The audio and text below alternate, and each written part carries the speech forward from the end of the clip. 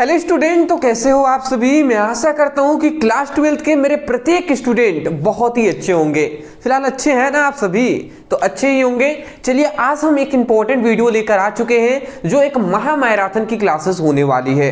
देखिए अक्सर स्टूडेंट कह रहे थे कि सर न्यूमेरिकल करा दीजिए फिजिक्स का, तो बिल्कुल अब हम फिजिक्स की न्यूमेरिकल आज हम कराने वाले हैं और उसके बाद आपकी हिंदी की भी तैयारी हम बहुत ही सीरियस तरीके से कराएंगे। उसके लिए आप टेंशन ना लें। आज हम पढ़ने वाले हैं कि फिजिक्स की फाइनल हम न्यूमेरिकल की तैयारी करेंगे, जिसमें हम चैप्टर 1 से चैप्टर 14 तक का मतलब कंप्लीट फिजिक्स की सभी कंप्लीट हम न्यूमेरिकल को देखने वाले हैं। और वो भी कितने नंबर वाले, जितने भी 3 नंबर वाले न्यूमेरिकल हैं, जितने भी 3 नंबर वाले न्यूमेरिकल हैं, इन सभी को हम देखेंगे।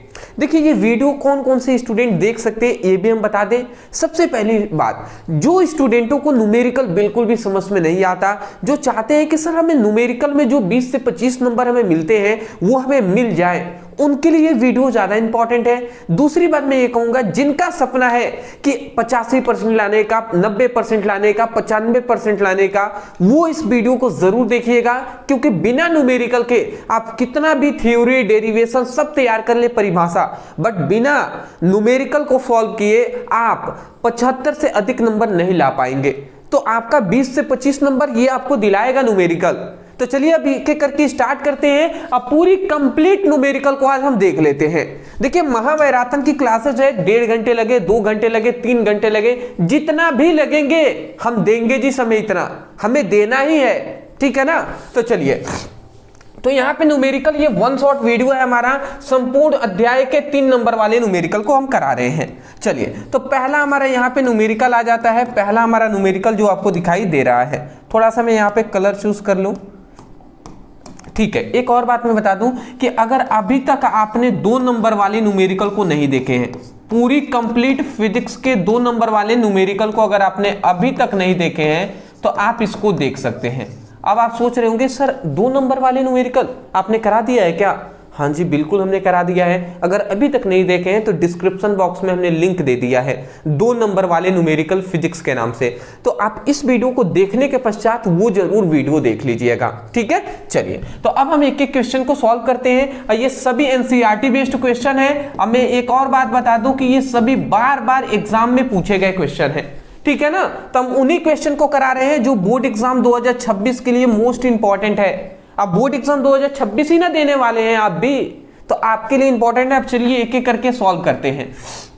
देखिए यहां पे हमसे क्या कह रहा है, कह रहा है कि विद्युत द्विध्रुव आघूर्ण को परिभाषित कीजिए। सबसे पहले तो विद्युत द्विध्रुव आघूर्ण को परिभाषा हमसे पूछ लिया गया है। दूसरी में यहां पे कह रहा है 2 × 10⁻⁸ कूलाम मीटर के द्विध्रुव आघूर्ण का वैद्युत द्विध्रुव 2 × 10⁵ वोल्ट × मीटर के एक समान वैद्युत क्षेत्र में 30 डिग्री कोण पर झुका है। द्विध्रुव की स्थितिज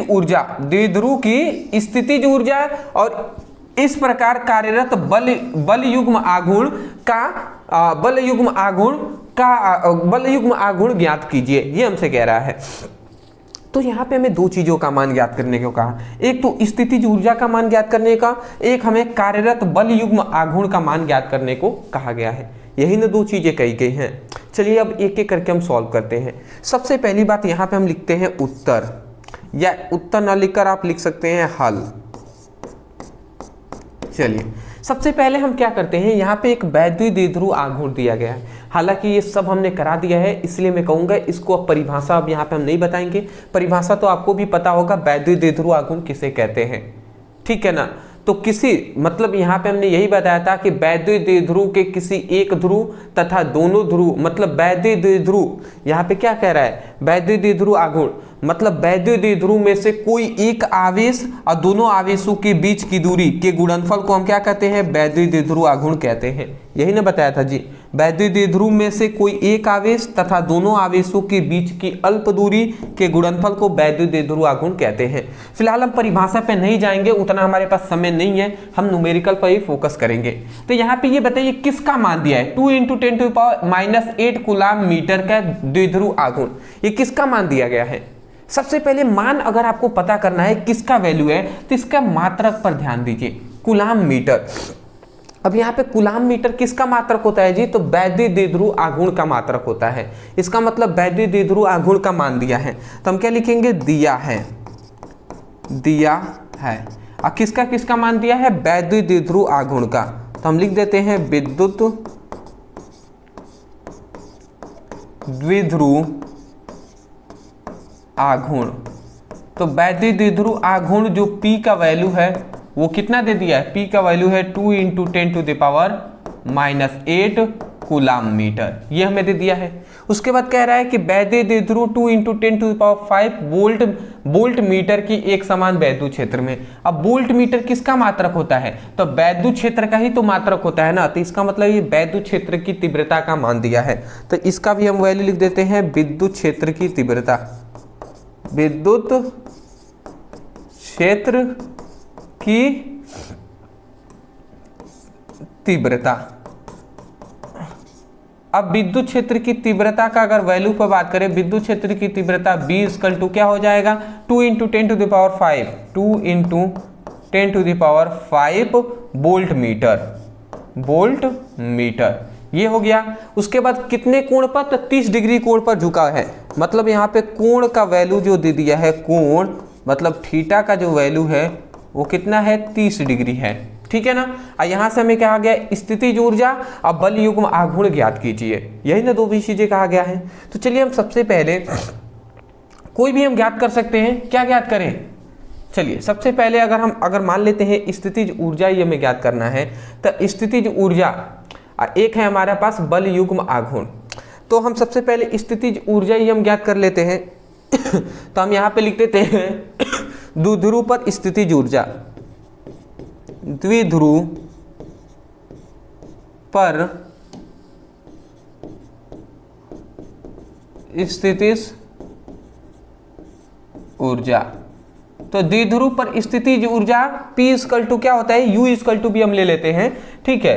तो द्विध्रुव पर स्थितिज ऊर्जा U का फॉर्मूला होता है, ये आप याद रखिएगा, U = होता है -PE cos होता है, सॉरी, -PE cos थीटा, ये होता है जी।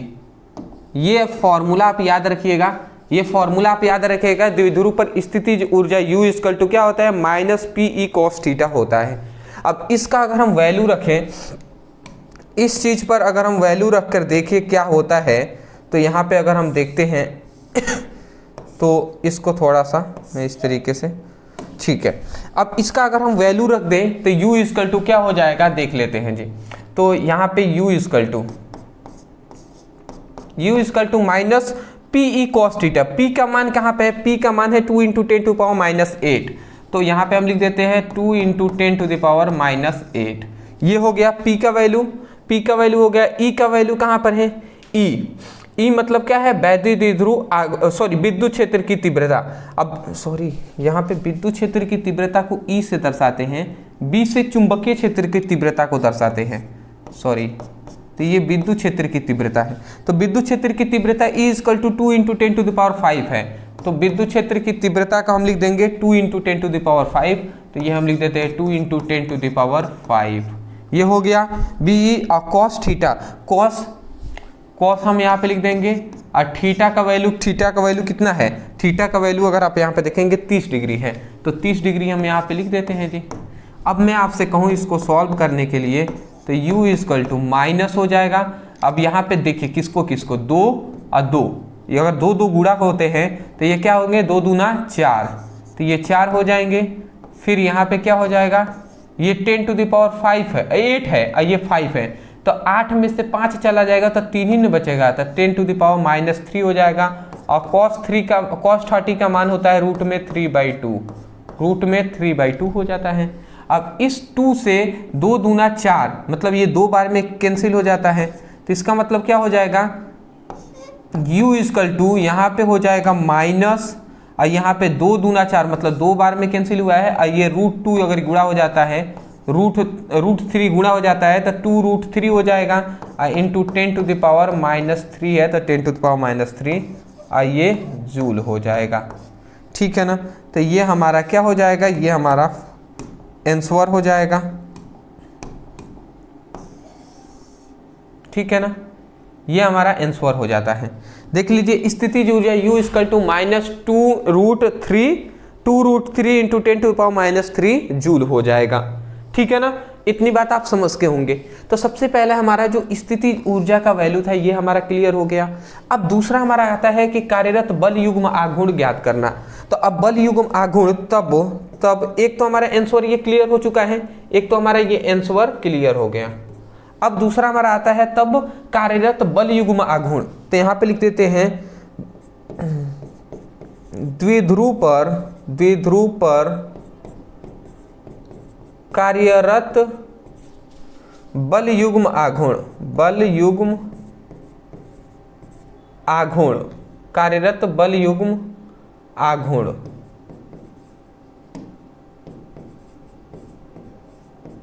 कार्यरत बल युग्म आघूर्ण यहाँ पे हमने दे दिया।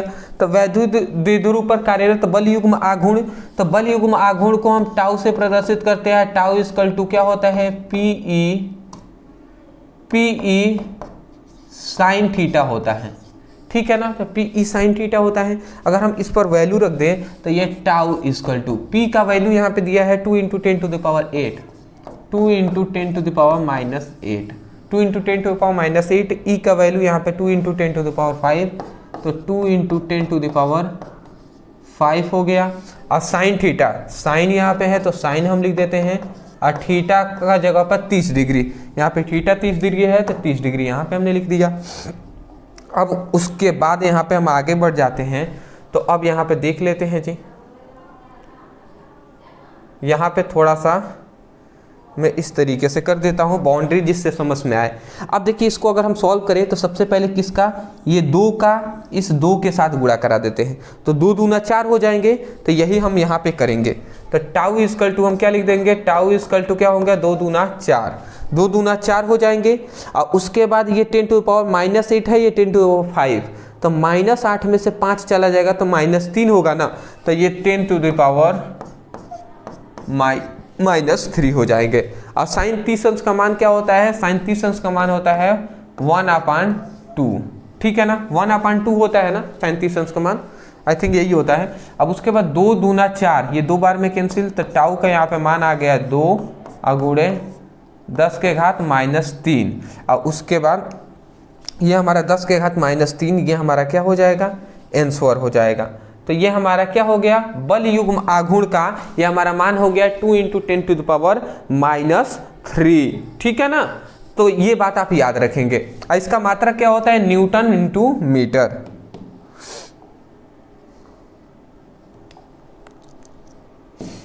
न्यूटन मीटर, तो ये बात आप याद रखेंगे। आप चाहें तो इसका स्क्रीनशॉट ले सकते हैं।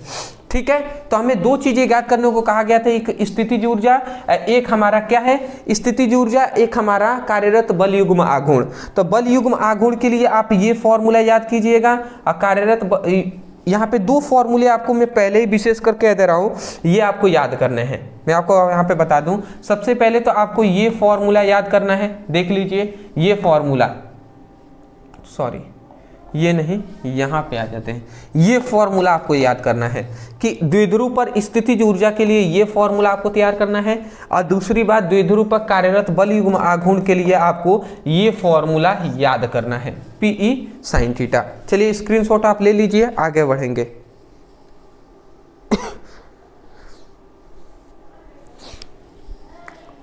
हाँ जी, वीडियो बन रहा है ना, अच्छा ठीक है जी। अभी तो हमने पहला ही क्वेश्चन सॉल्व किया, अभी तो बहुत सारे क्वेश्चन देखने हैं दोस्त। पूरी किताब हम कंप्लीट कराएंगे। अभी तो इजी क्वेश्चन के साथ साथ अभी हार्ड क्वेश्चन भी मिलेंगे, आप परेशान नहीं होंगे। हम एक बार प्रॉमिस कर देते हैं तो बिल्कुल उसको निभाना ही है। तो चलिए, हमने प्रॉमिस किया था पूरी फिजिक्स को कंप्लीट कराने का, मात्र 2 वीडियो में, वो भी हमने कराकर दिखा दिया आपको। और आप न्यूमेरिकल के लिए हमने कहा हुआ है, तो पूरी किताब का 2 नंबर वाली न्यूमेरिकल पे एक वीडियो हमने करा दिया है, उसका लिंक डिस्क्रिप्शन बॉक्स में है ही। अब 3 नंबर वाले के लिए हमने एक वीडियो ये ला भी दिया है, आप ये वीडियो देख भी रहे हैं। तो तो चलिए अब दूसरी हमारा क्वेश्चन आता है कि वैद्युत द्विध्रुव और द्विध्रुव आघूर्ण का अर्थ समझाइए। मतलब वैद्युत द्विध्रुव का परिभाषा भी देना है, फिर से वैद्युत द्विध्रुव आघूर्ण का भी परिभाषा देना है, ठीक है ना।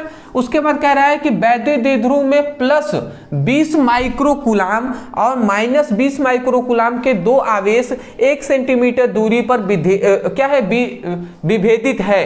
द्विध्रुव के द्विध्रुव से 1 मीटर यहाँ पे कह रहा है कि 1 मीटर दूर किसी अक्ष पर वैद्युत क्षेत्र की तीव्रता का व्यंजक ज्ञात कीजिए।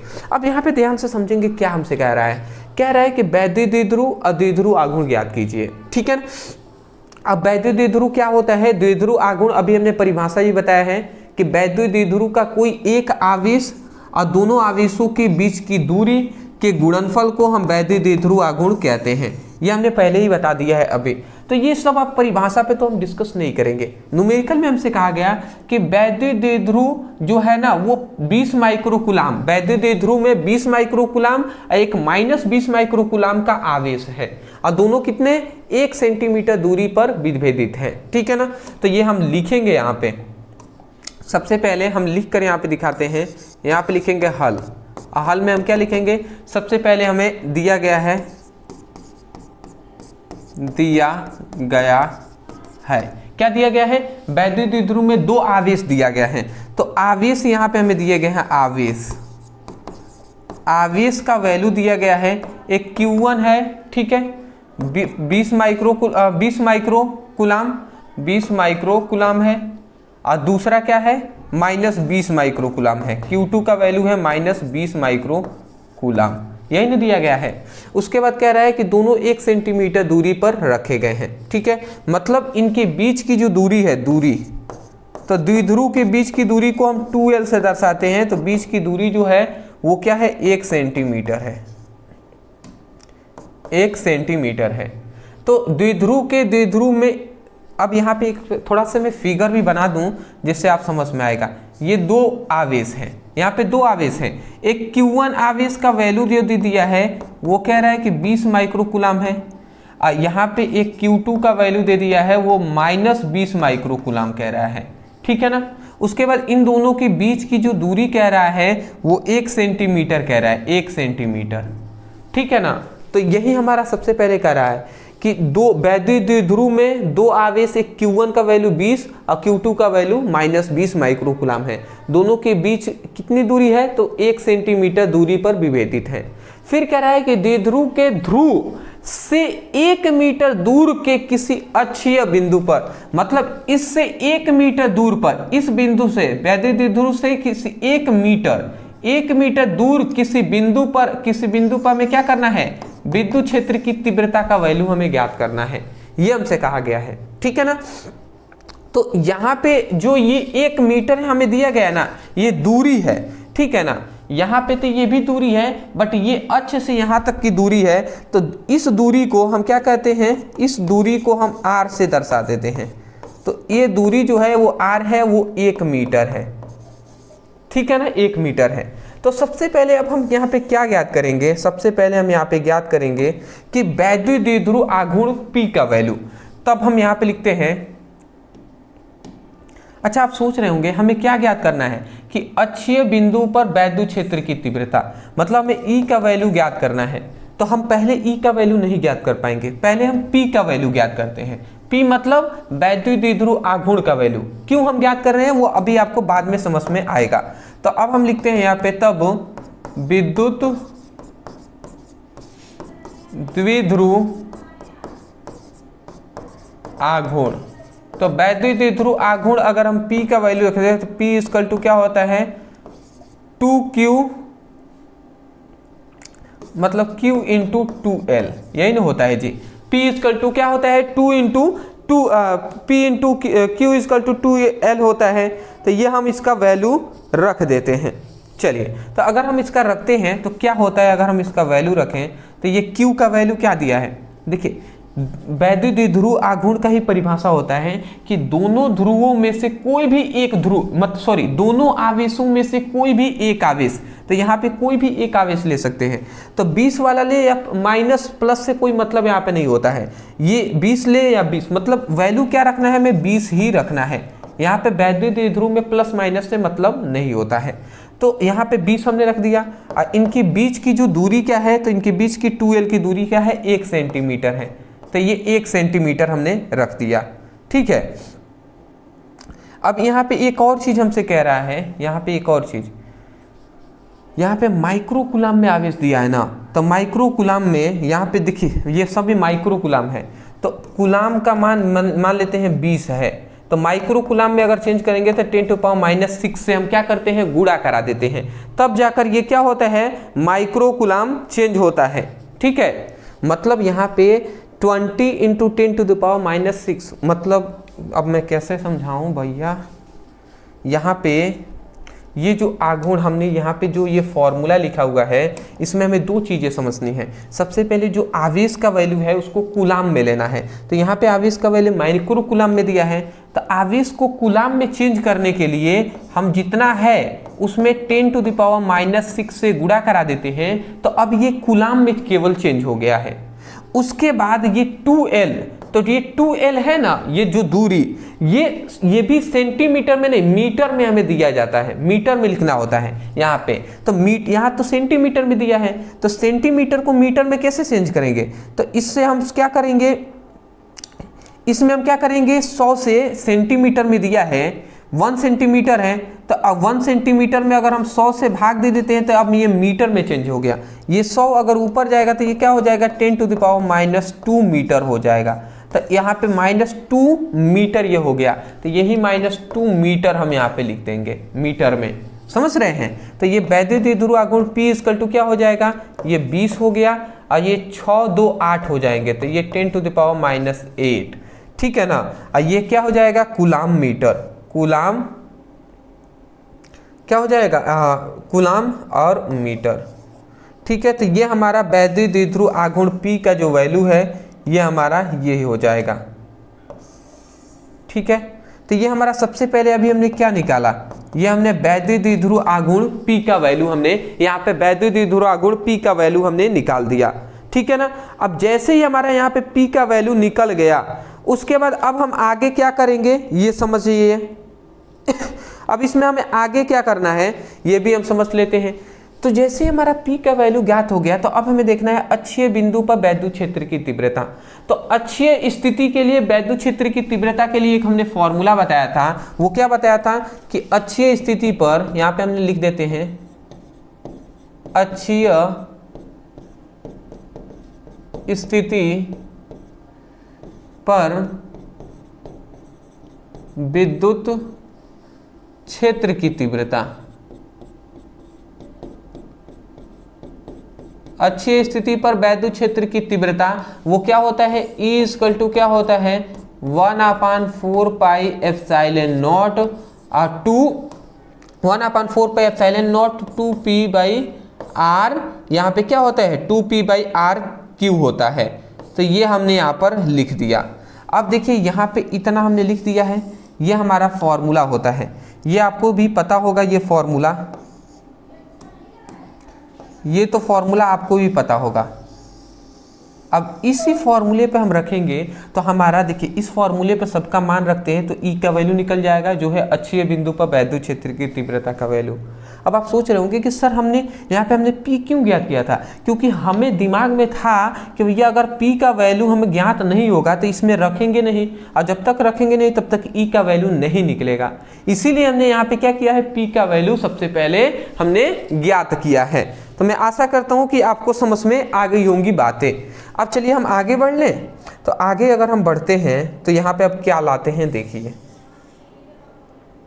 अगर हम यहाँ पे बढ़ते हैं आगे तो E = यहाँ पे E = 1/4πε0 का वैल्यू होता है 9 × 10⁹ ये हो गया 9 × 10⁹, और उसके बाद 2 है तो 2 लिख देते हैं। P का वैल्यू, P का वैल्यू है 20 × 10⁸, ठीक है। तो 20 × 10⁻⁻8 हमने लिख दिया, ये हमने लिख दिया, बटे R³ का वैल्यू कितना है जी, R का वैल्यू यहाँ पे देख सकते हैं मीटर में दिया है ना, मीटर में ही हमें चाहिए, सेंटीमीटर में होता है तो मीटर में हम फिर चेंज करते हैं, तो मीटर में ही दिया है तो मीटर में हम लिख देंगे नीचे 1 का क्यूब, ठीक है। आर क्यू है तो क्यू कर दिया हमने। अब उसके बाद अब हमारा क्या होता है, अब उसके बाद E इजकल टू, यहाँ पर मान हमने सही रखा ना 1/4 पे एप्सिलॉन नॉट का 9 × 10⁻⁹, फिर 2 है तो 2 हमने रख दिया, P का वैल्यू 20 × 10⁸, ठीक है, सब सही है। अब देखिए अब हम किसका किसका गुणा कराते हैं समझिएगा, इसका इसमें गुणा कराते हैं तो 9 दूना 18, तो ये हमारा 18 हो जाएंगे। अब देखिए उसके बाद ये 20 है तो इस 20 को हम पहले ही लिख देते हैं यहाँ पे। अब ये 10⁹ है, ये 10⁻⁸ है, 9 में से 8 चला जाएगा तो एक ही न बचा, अब प्लस वाला है तो यहाँ पे प्लस में 1 हम लिख देंगे। नीचे एक का अगर होल क्यू भी होता है तो 1 होगा, नीचे एक लिखने का कोई वैल्यू नहीं है, ठीक है, तो इसको छोड़ देते हैं। तो अब यहाँ पे अगर इसको हम सॉल्व कर लेते हैं तो क्या होता है 18, ये 18 हम लिख देते हैं यहाँ पे, अगर हम समझें तो ये 18 हमने लिख दिया। 20 को हम चाहें तो 2 × 10 लिख सकते हैं, 10 दूना 2 दाह में 20 हो जाएगा। तो 10 हमने अलग क्यों लिखा, क्योंकि इसके पावर में कुछ नहीं है तो 1 है, और ये हमारा 10 के पावर 1 है तो 1 हमने लिख दिया। 18 दूना क्या होता है, 18 दूना होता है 36, 18 दूना क्या होता है जी 36 होता है ना, तो ये हमने 36 लिख दिया, और ये हमारा 10 के पावर क्या हो जाएगा 2 हो जाएगा, तो ये हमारा क्या हो जाएगा 10 के पावर 2, तो ये हमारा आंसर आ जाएगा, ठीक है, कि 36 × 10⁻2, और ये क्या हो जाएगा Newton, F is equal to F/Q होता है ना, F/Q मतलब न्यूटन प्रति कूलाम होता है, F/Q न्यूटन प्रति कूलाम। तो ये हमारा आंसर हो जाएगा, ये हमारा आंसर हो जाए E इजकल टू 36.2 × 36.10⁻², ठीक है। तो यहाँ पे ये आप याद रखिएगा, ये फॉर्मूला न्यूटन प्रति कूलाम भी लिख सकते हैं, वोल्ट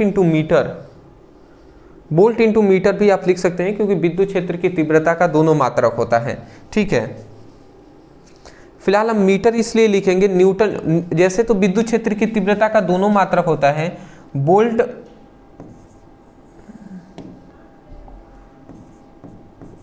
इंटू मीटर, वोल्ट प्रति मीटर यहाँ पे इसलिए लिख देते हैं क्योंकि बात को समझिएगा, क्योंकि नीचे दूरी का मान दिया है इसलिए हमने मीटर लिखना, क्योंकि आवेश में तो वैल्यू दिया नहीं है, फॉर्मूले में दूरी है, तो इसलिए न्यूटन वोल्ट इंटू मीटर हमने लिख दिया। यदि इसमें कहीं आवेश का वैल्यू दिया होता तो उस समय न्यूटन प्रति कूलाम हम रखते मात्रक। तो मात्रक भी ध्यान देना है कि मात्रक कैसे हमें रखना है, ये बातें क्लियर होनी चाहिए। बहुत सारे अभी हम लोग कंफ्यूज हो जाते हैं, तो आप कंफ्यूज हो जा रहे हैं तो इसको ध्यान दीजिएगा कि इसमें बल और नीचे आवेश हो तभी जाकर न्यूटन प्रति कूलाम देना है, यदि बल आवेश ना हो तो उस समय पर वोल्ट प्रति मीटर यहाँ पे देना है मात्रक।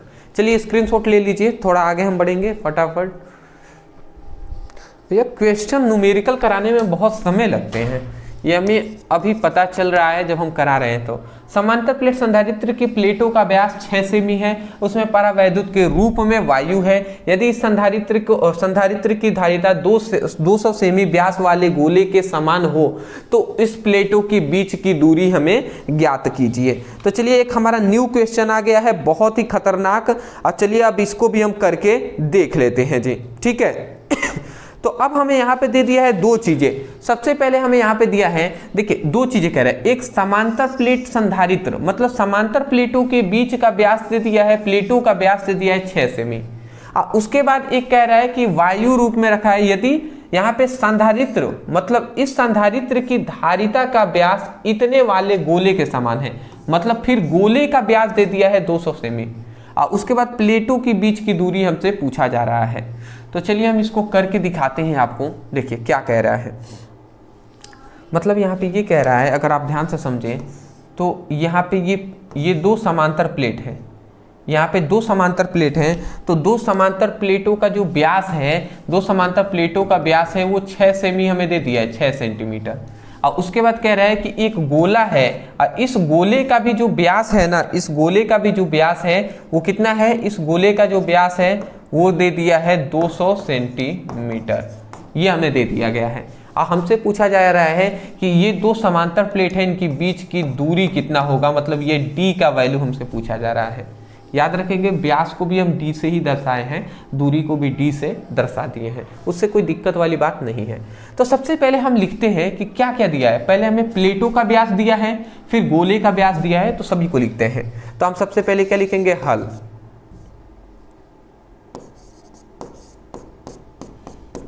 तो हमें क्या दिया है, समांतर प्लेट संधारित्र की प्लेटों का व्यास, मतलब समांतर प्लेट संधारित्र की व्यास, समांतर प्लेट संधारित्र का व्यास जो होता है वो क्या होता है, 6 सेमी। समांतर प्लेट संधारित्र का व्यास जो होता है, यहाँ पे व्यास दिया है। अच्छा, व्यास दिया है तो समांतर प्लेट संधारित्र की त्रिज्या हम ज्ञात कर लेते हैं। तो त्रिज्या यहाँ पे हम लिख देते हैं, त्रिज्या। समांतर प्लेट संधारित्र की जो त्रिज्या होती है, तो त्रिज्या क्या होता है, त्रिज्या r इक्वल टू क्या होती है, 6 सेमी। तो 6 सेमी होती है ना त्रिज्या। सेमी को हम मीटर में चेंज कर लेते हैं, तो त्रिज्या जो होता है, मैं बता दूं, त्रिज्या जो होता है वो मतलब व्यास जो, त्रिज्या जो होता है व्यास का आधा होता है। तो व्यास का आधा हम कर लेते हैं, तो ये क्या हो जाएगा, 2×6 मतलब 3 क्या हो जाएगा, 3 सेंटीमीटर। ये हमारी त्रिज्या हो गई। मतलब समांतर प्लेट संधारित्र की त्रिज्या जो है ना वो 3 सेमी हो जाएगा, क्योंकि व्यास का जो आधा होता है वही त्रिज्या होता है। तो ये बात हमें पता चल गया। दूसरी बात यहाँ पे दिया गया है कि यहाँ पे एक गोले का भी व्यास दे दिया है, जो यहाँ पे लिखा गया है, संधारित्र की धारिता 2 सेमी व्यास वाले गोले के समान हो। मतलब गोले का व्यास यहाँ पे दिया है, तो ये भी हम लिख देते हैं। यहाँ पे मतलब r का वैल्यू 3 सेमी है। दूसरा हमें क्या दे दिया है,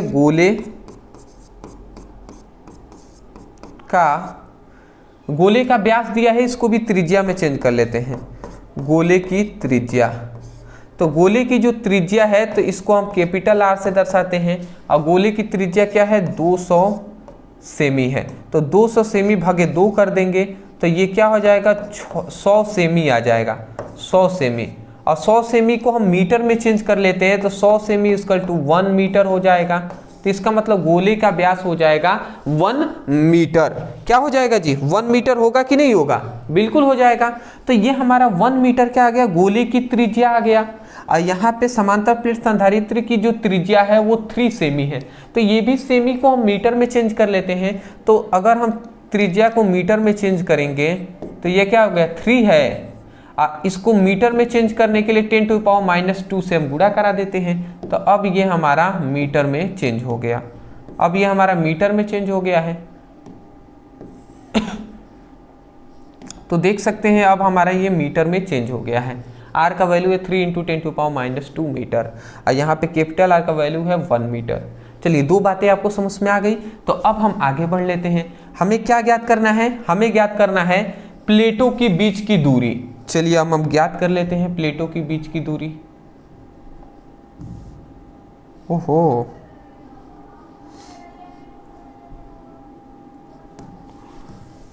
अगर हमें प्लेटों के बीच की दूरी, सबसे पहले अभी हमने कुछ किया नहीं है। जो हमें ये क्वेश्चन दिए गए थे कि प्लेटों के बीच की दूरी इतना दिया है, तो उसको हमने केवल मीटर में चेंज किया है। व्यास दिया गया था, त्रिज्या में हमने चेंज कर दिया।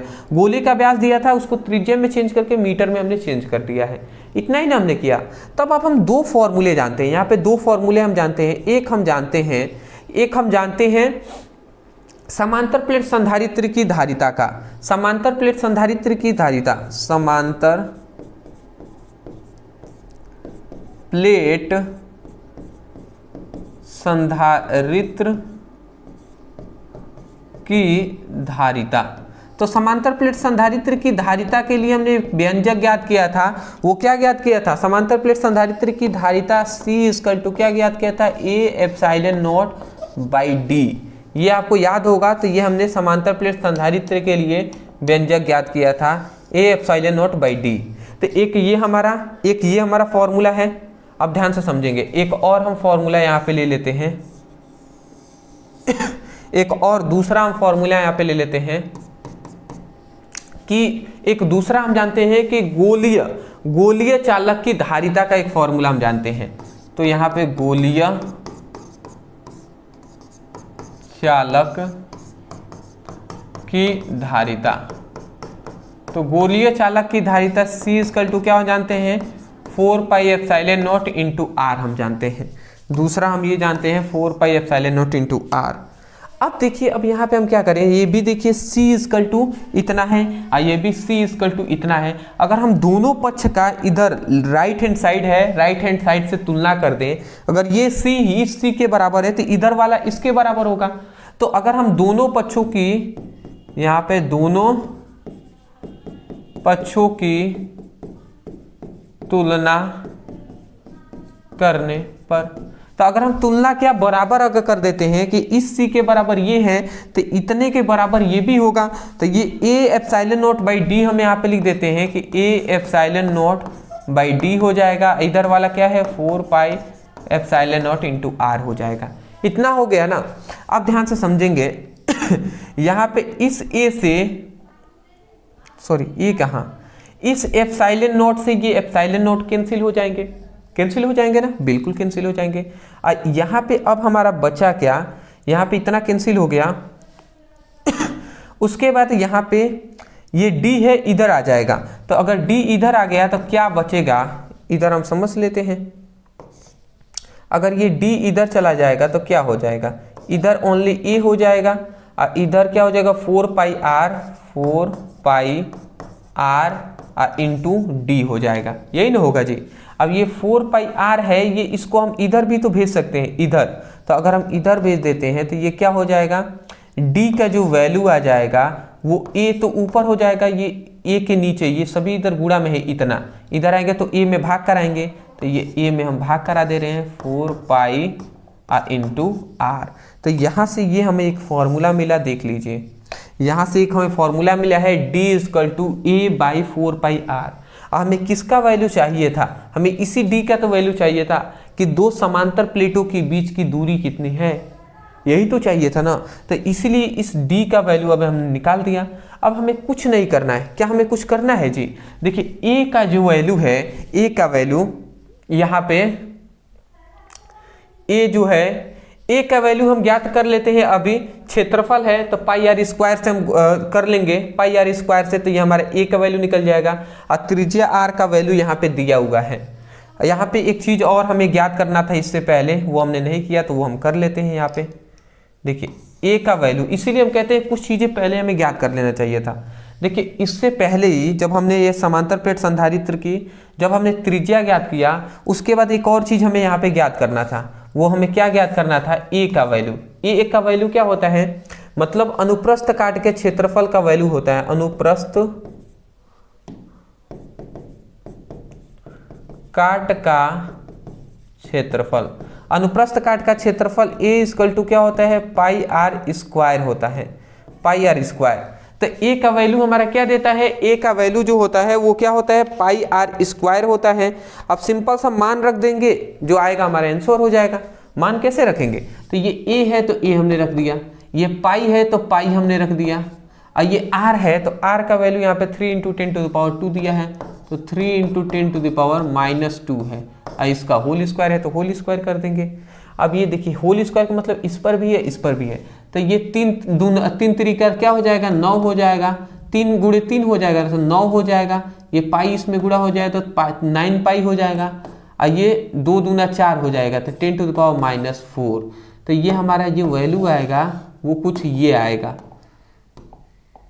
ये जो हमारा वैल्यू आएगा वो कुछ ऐसे आएगा। वो क्या है, 9 पाई × 10⁻⁻4। ये हमारा ए का वैल्यू आ जाएगा, और ये क्या हो जाएगा, मीटर स्क्वायर। ठीक है, इतनी बात आप समझ गए हैं। चलिए तो देखिए ए का जो वैल्यू आया है ये हम यहाँ पे रखेंगे, ये 4 पाई आर है तो वो हम रख देते हैं। तो देखिए अगर हम यहाँ पे रखें D equal to A by क्या है, ए बाई है 4 पाई आर है, तो हम लिख देते हैं यहाँ पे 4 pi are. D equal to ए का वैल्यू कितना दिया है, तो ए का वैल्यू आप यहाँ पे देख सकते हैं, ए का वैल्यू है 9 पाई × 10⁻⁻4। तो यहाँ पे हम लिख देते हैं 9 पाई × 10⁻⁻4, ये हमने लिख दिया। 4 पाई है तो ये 4 पाई लिख देते हैं। आर कैपिटल आर का जो वैल्यू है, कैपिटल आर का वैल्यू 1 मीटर है तो 1 मीटर हम यहाँ पे लिख देते हैं। ठीक है, 1 हमने लिख दिया। अब देखिए इस पाई से ये पाई कैंसिल हो जाता है, तो इस पाई से ये पाई कैंसिल हो गया, तो यहाँ पे क्या आया 9 आया बाई 4, और ये 10 टू द पावर क्या है -4 है। अब ये 9 ये क्या हो जाएगा d इक्वल टू 4 दूना 8 और 1 हो जाएगा तो 4 दूना फिर से 8 और 4 पचे 20 और 10 टू द पावर -4 और दूरी का मात्रक होता है मीटर। तो ये हमारा आंसर आ जाएगा। देख लीजिए ये हमारा आंसर आ गया। समांतर प्लेट संधारित्र की प्लेटों के बीच की दूरी हमसे कहा गया था, तो यहाँ पे देख लीजिए समांतर प्लेटों के बीच की दूरी हमारा इतना आ गया है। दो समांतर प्लेट है उनके बीच की दूरी ही हमें ज्ञात करना था। तो दूरी हमें ज्ञात करना था तो हमारे माइंडसेट में था कि दूरी हमें मतलब इसी d का वैल्यू ज्ञात करना है। तो d का वैल्यू कब ज्ञात होगा कि जब दो चीजें कहा गया था, एक समांतर प्लेट संधारित्र की त्रिज्या दिया था, तो एक समांतर प्लेट संधारित्र यहाँ पे कहा, तो इससे हमें ये फॉर्मूला मिल गया। और एक गोले की जो त्रिज्या गोले का समान है, तो इसका मतलब गोले की त्रिज्या से हमें ये फॉर्मूला याद आ गया, गोलीय चालक की त्रिज्या गोलीय चालक की धारिता। अब इन दोनों की तुलना अगर हम कर रहे हैं तो सभी तो कैंसिल हो जा रहे हैं, आर का भी वैल्यू दिया हुआ है, ए का वैल्यू हम इस फॉर्मूले की सहायता से ले ही लेंगे, तो जितना अगर रखकर हम डी का वैल्यू निकालते हैं तो निकल जाएगा। तो इस तरीके से हमने इसको निकाला है। देखिए जितना आप प्रैक्टिस करेंगे उतना ही आएगा, नहीं करेंगे बाबू नहीं आएगा, स्पष्ट रूप से तो यही बात है। चलिए हम आगे बढ़ते हैं, और भी हम क्वेश्चन देखना है, हमें ज़्यादा हम समय नहीं दे सकते हैं क्वेश्चन पे। कह रहे हैं विद्युत चालकता को परिभाषित कीजिए। एक चालक के पदार्थों की विद्युत चालकता की गणना कीजिए जिसकी लंबाई 3 मीटर, प्रतिच्छेदी क्षेत्रफल इतना मीटर स्क्वायर तथा प्रतिरोध 2 ओम है। तो यहाँ पे हमें क्या कहा गया है विद्युत चालकता को परिभाषा देना है। चलिए समझ में आ गया। कह रहा है कि किसी चालक के पदार्थ का वैद्युत चालकता की गणना कीजिए, मतलब हमें वैद्युत चालकता की गणना करनी है, बट यहाँ पे क्या क्या दिया गया है ये हम समझ जाइए। सबसे पहले लंबाई दिया है, चालक की लंबाई, चालक की लंबाई। तो चालक की लंबाई जो L का मान है वो क्या है 3 मीटर है, चालक की लंबाई 3 मीटर है। प्रतिच्छेदीय क्षेत्रफल, तो यहाँ पे क्षेत्रफल का जो वैल्यू दिया है मतलब A का वैल्यू है वो कितना दिया है 0.02 मिलीमीटर स्क्वायर दिया है, यही नहीं दिया है, मिलीमीटर को हमें मीटर में चेंज करना है। तो इसके लिए हम डायरेक्ट अगर बताएं तो इसके लिए हमें क्या करना होगा, मिलीमीटर को मीटर में चेंज करने के लिए एक स्पष्ट रूप से बात करें तो 0.02 इंटू 10 टू द पावर -6 से अगर हम गुणा करा देते हैं तो अब ये मीटर क्यूब में चेंज हो जाएगा। ठीक है, देखिए स्क्वायर अगर नहीं होता, अगर ये लंबाई का मिलीमीटर होता ना तो ओनली हम 10 टू द पावर हम केवल क्या लिख देते 3 लिख देते तो काम चल जाता, परंतु क्षेत्रफल है इसलिए उसका 2 गुना करना पड़ा, मतलब 10 टू द पावर -6 लिखना पड़ा। ये बात आप याद रखिएगा, ये एक ट्रिक है आपको याद करने का।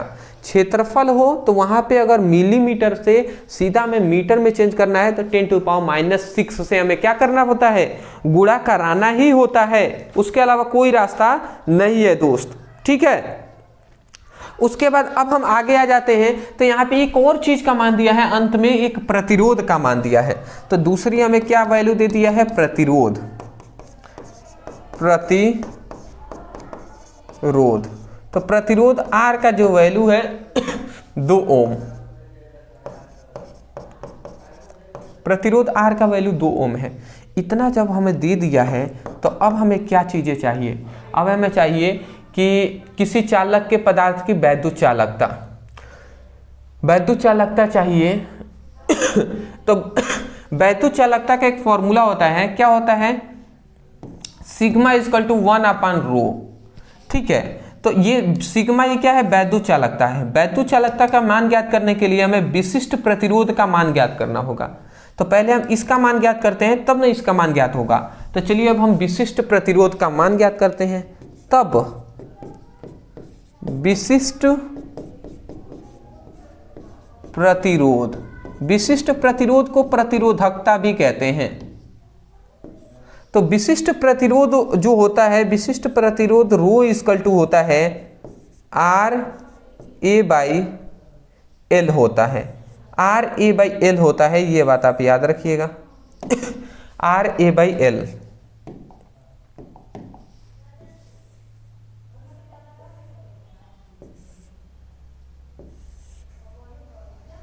अगर हम इसको सॉल्व करें तो यहाँ पे रो इक्वल टू क्या होता है, R का वैल्यू क्या है 2 ओम है, तो ये हम 2 लिख देते हैं।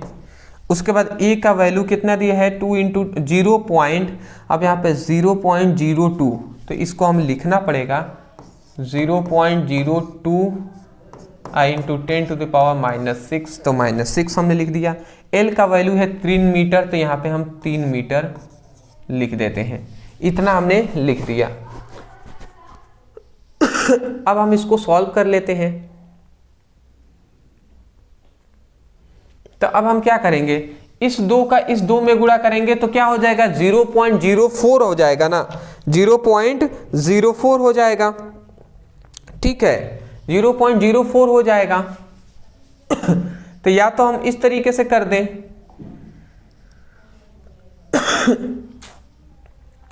अगर हम इसका ऐसे कर देते हैं तो ये 2 का अगर 2 में हम गुणा करा देते हैं तो देख लेते क्या होता है।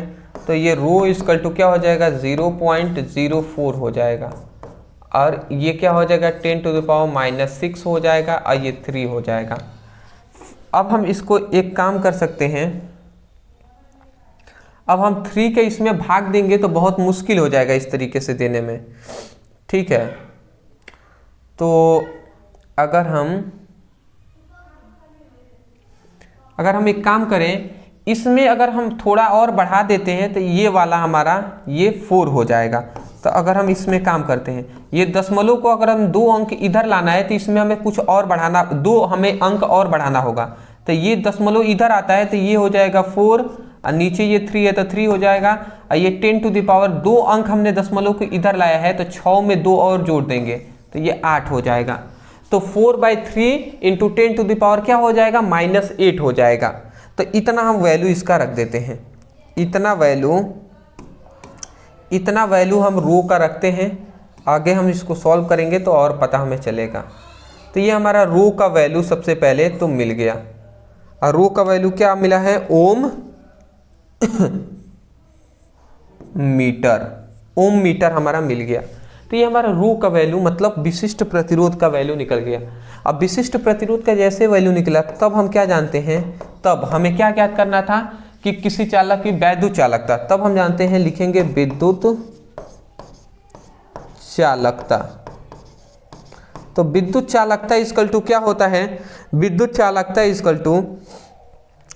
चालकता सिग्मा इक्वल टू होता है 1/रो, यही होता है ना 1/रो होता है। अब इस पर अगर वैल्यू रख दें तो क्या हो जाएगा, इस पर वैल्यू रख देते ये सिग्मा इक्वल टू क्या हो जाएगा, सिग्मा इक्वल टू 1/, और रो का वैल्यू क्या है 4/3, तो यहाँ पे हम लिखना पड़ेगा 4/3 हो जाएगा, और इंटू 10⁻⁻8 है तो 10⁻⁻8 हमने लिख दिया। ठीक है, इतना हमने रख दिया। अब इसका अगर हम जस्ट अपोजिट कर देते हैं तो ये क्या हो जाएगा, ये अगर जस्ट हम अपोजिट करते हैं तो ये 3/4 हो जाएगा, और 3/4 और ये 10⁻⁻8 ही रहेगा। ठीक है, नीचे मतलब ये ऊपर चला जाएगा। तो अगर इस तरीके से हो गया, अब ये 10⁻8 को अगर हम ऊपर भेजते हैं तो 3 इंटू 10⁻−8 नीचे था, ऊपर चला जाएगा तो 8 हो जाएगा, और नीचे हो गया 4। अब हम क्या कर सकते हैं, अब हम ये कर सकते हैं कि इसमें 1 अगर हम घटाते हैं तो ये 30 हो जाएगा।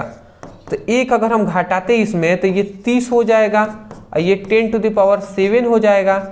अब हम 4 से भाग दे सकते हैं तो 4 सते 28 हो जाएगा, 4 सते 28। तो यहाँ पे सिग्मा का जो वैल्यू आ जाएगा वो 4 सते 28, अब बचा 2 मतलब 20, और 4 पचे 20 मतलब 7.5 इंटू 10⁻7, और ये क्या हो जाएगा ohm inverse into metre inverse. ये हमारा क्या हो जाएगा, ये हमारा अंतिम क्या हो जाएगा वैल्यू हो जाएगा विद्युत चालकता का। ठीक है ना, 7.5 into 10⁻7 ohm inverse metre inverse.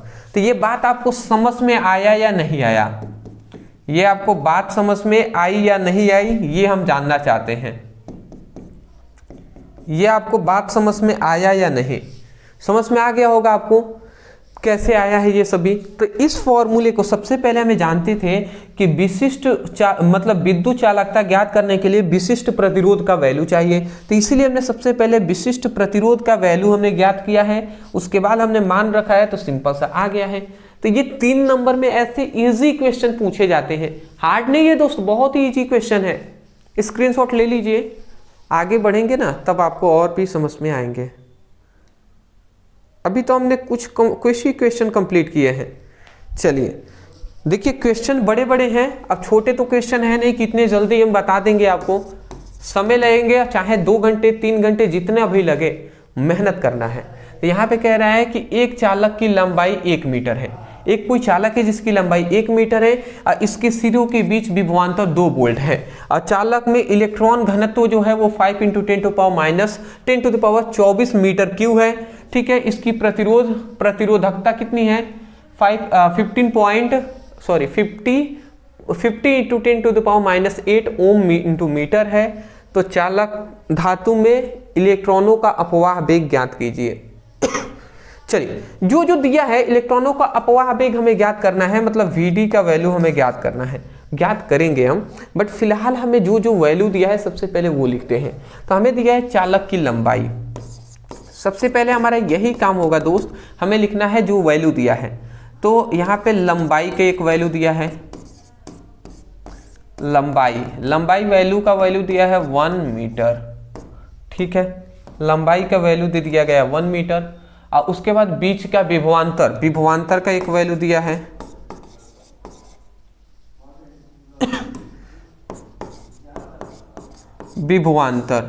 विभवांतर हमारा V का वैल्यू जो दिया है 2 वोल्ट दिया है। उसके बाद चालक में इलेक्ट्रॉन घनत्व का यहाँ पे वैल्यू दिया है, इलेक्ट्रॉन घनत्व को n से ही दर्शाते हैं, n इक्वल टू ये क्या है 5 × 10⁻24 मीटर क्यूब, ये हमारा वैल्यू दे दिया है। उसके बाद प्रतिरोधकता को ही विशिष्ट प्रतिरोध कहते हैं। तो प्रतिरोधकता हमें अब यहाँ पे चौथा वैल्यू दे दिया है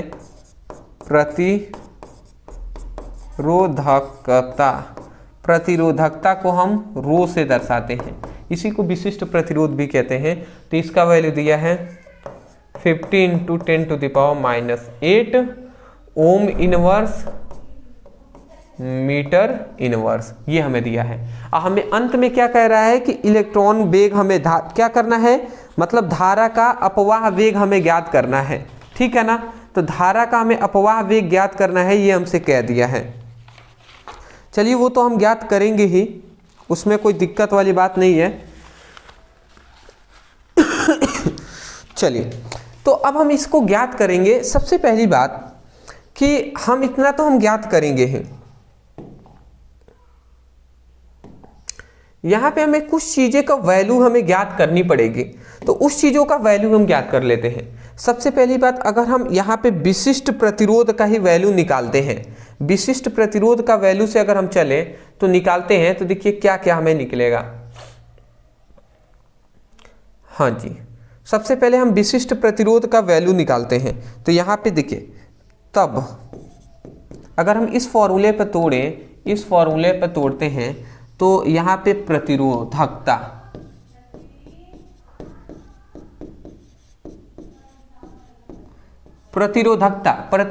रो इक्वल टू क्या होता है, प्रतिरोधकता रो इक्वल टू फॉर्मूला होता है RA/L होता है, यही होता है ना RA/L।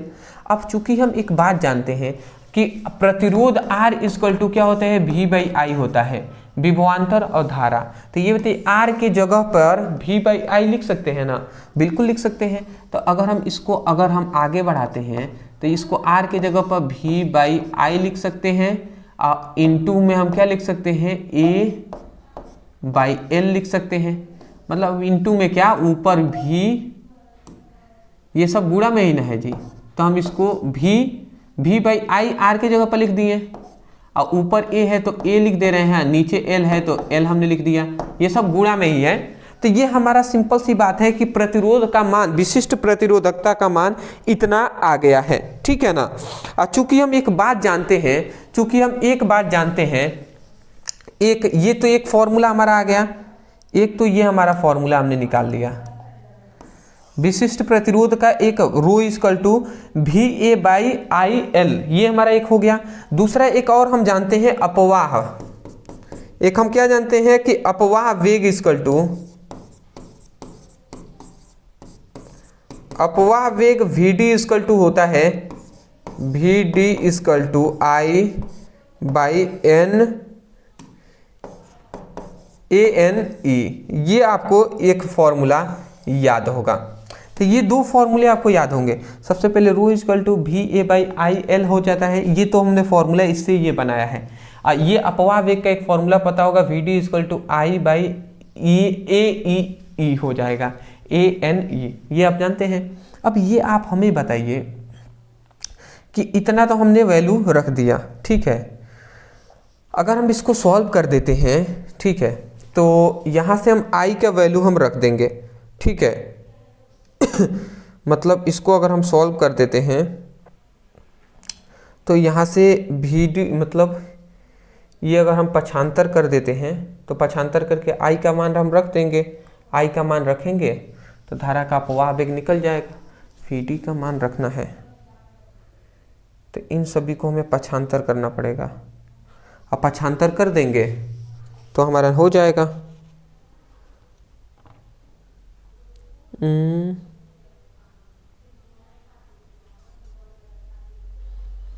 क्या करें हम भैया, पक्षांतर कर दें।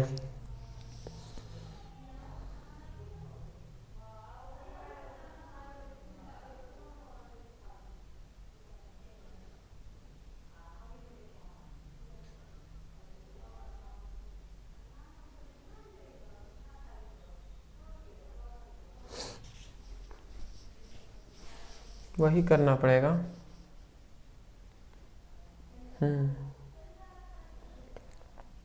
पक्षांतर करते हैं दोस्त, देखते हैं हम, ठीक है। तो यहाँ पे हम अगर इसका मतलब यहाँ पे क्या निकला था, रो इक्वल टू यही निकला था VA/I/L निकला था, यही फॉर्मूला निकला था। ये देखिए I इधर भाग में है, इधर आएगा तो गुणा कराएगा, मतलब I को इसको इधर और इसको इधर हम भेज सकते हैं। तो यहाँ से अगर हमारा I का फॉर्मूला निकलता है तो वो क्या निकलता है, I इक्वल टू एक फॉर्मूला निकलता है, ये I को इधर और इसको इधर हम भेज देंगे तो ये गुणा में रहेगा तो ये भाग में आ जाएगा। तो यहाँ पे VA/ρ/L हो जाएगा। ये सब विशेषकर ध्यान देना है। अब ये पक्षांतर अब नहीं कहिएगा कि मैं समझ में नहीं आया, ये इधर भाग में है I, इधर आएगा तो गुणा कराएगा और फिर जब गुणा कराएगा तो ये रो इधर गुणा में हो जाएगा, गुणा वाला पक्षांतर इधर बराबर के इधर आता है तो भाग करा देगा। तो वही हमने I की जगह पर रो कर दिया है, रो की जगह पर I कर दिए हैं। तो यहाँ पे देखिए I का वैल्यू हमें मिल गया ना। अब इस I का वैल्यू जो उतना हमें मिला है, इस I के वैल्यू को हम यहाँ पे रख सकते हैं, बिल्कुल रख सकते हैं। तो यही हम लिख देते हैं, इसको समीकरण अगर हम फर्स्ट कर लेते हैं और इसको समीकरण 2 कर लेते हैं तो हम लिख देते हैं समीकरण फर्स्ट का मान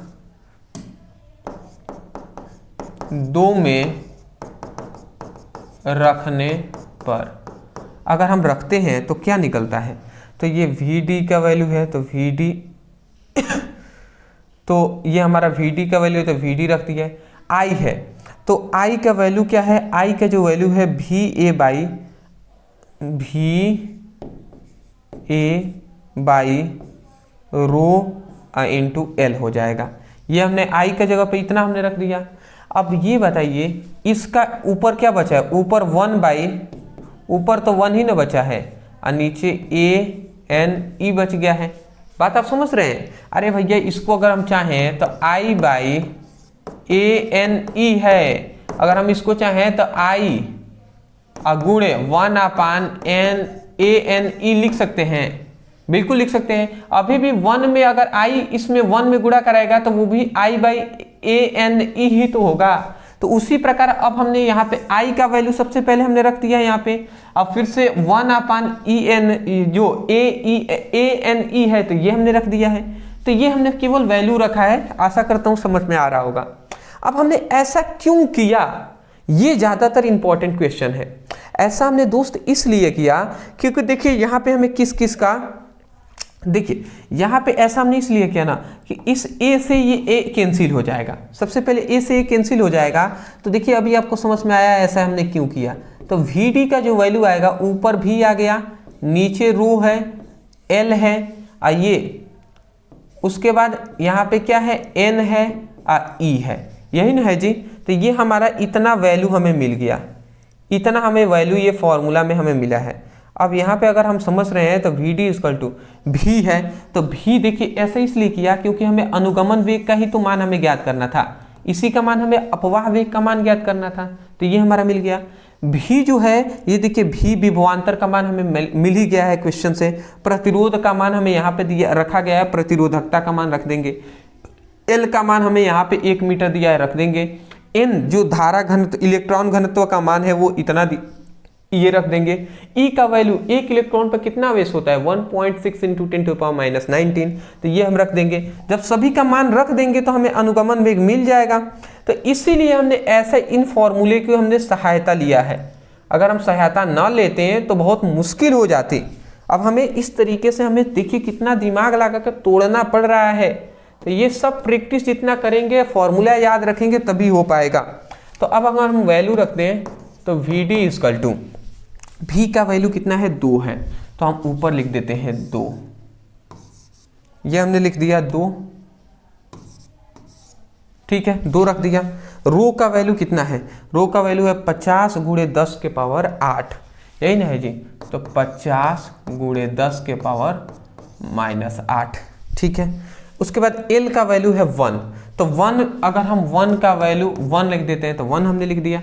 फिर गुणा, फिर आता है एन, एन का वैल्यू कितना है 5 × 10⁻24, 5 × 10⁻24, इतना हमने रख दिया। फिर ई का वैल्यू कितना आता है, ई का वैल्यू आता है 1.6 × 10⁻−19। या मैं आशा करता हूं आपको दिखाई नहीं दे रहा होगा, बट क्या कर सकते हैं, कोई नहीं जी, 1.6 × 10⁻19 है लिखा गया है, ये आप ध्यान दीजिएगा। अभी छोटा कर देंगे, ये 2 है तो ऊपर हमने 2 लिख दिया। अब आपको दिखाई देगा, ये देखिए क्या हम कर रहे हैं, ये 50 है, ये 25 है, और यहाँ पे 1.6 है। अब देखिए इसका अगर हम गुणा करा लेते हैं, 25 × 5 = 150, मतलब ये नीचे हो जाएगा, 50 में 5 का गुणा होगा तो 150 हो जाएगा। ये 1.6 है तो 1.6 को लिख दिया। अब देखिए अब ये 1 का तो कोई वैल्यू नहीं है, 1 अगर गुणा होगा तो उतना ही होगा।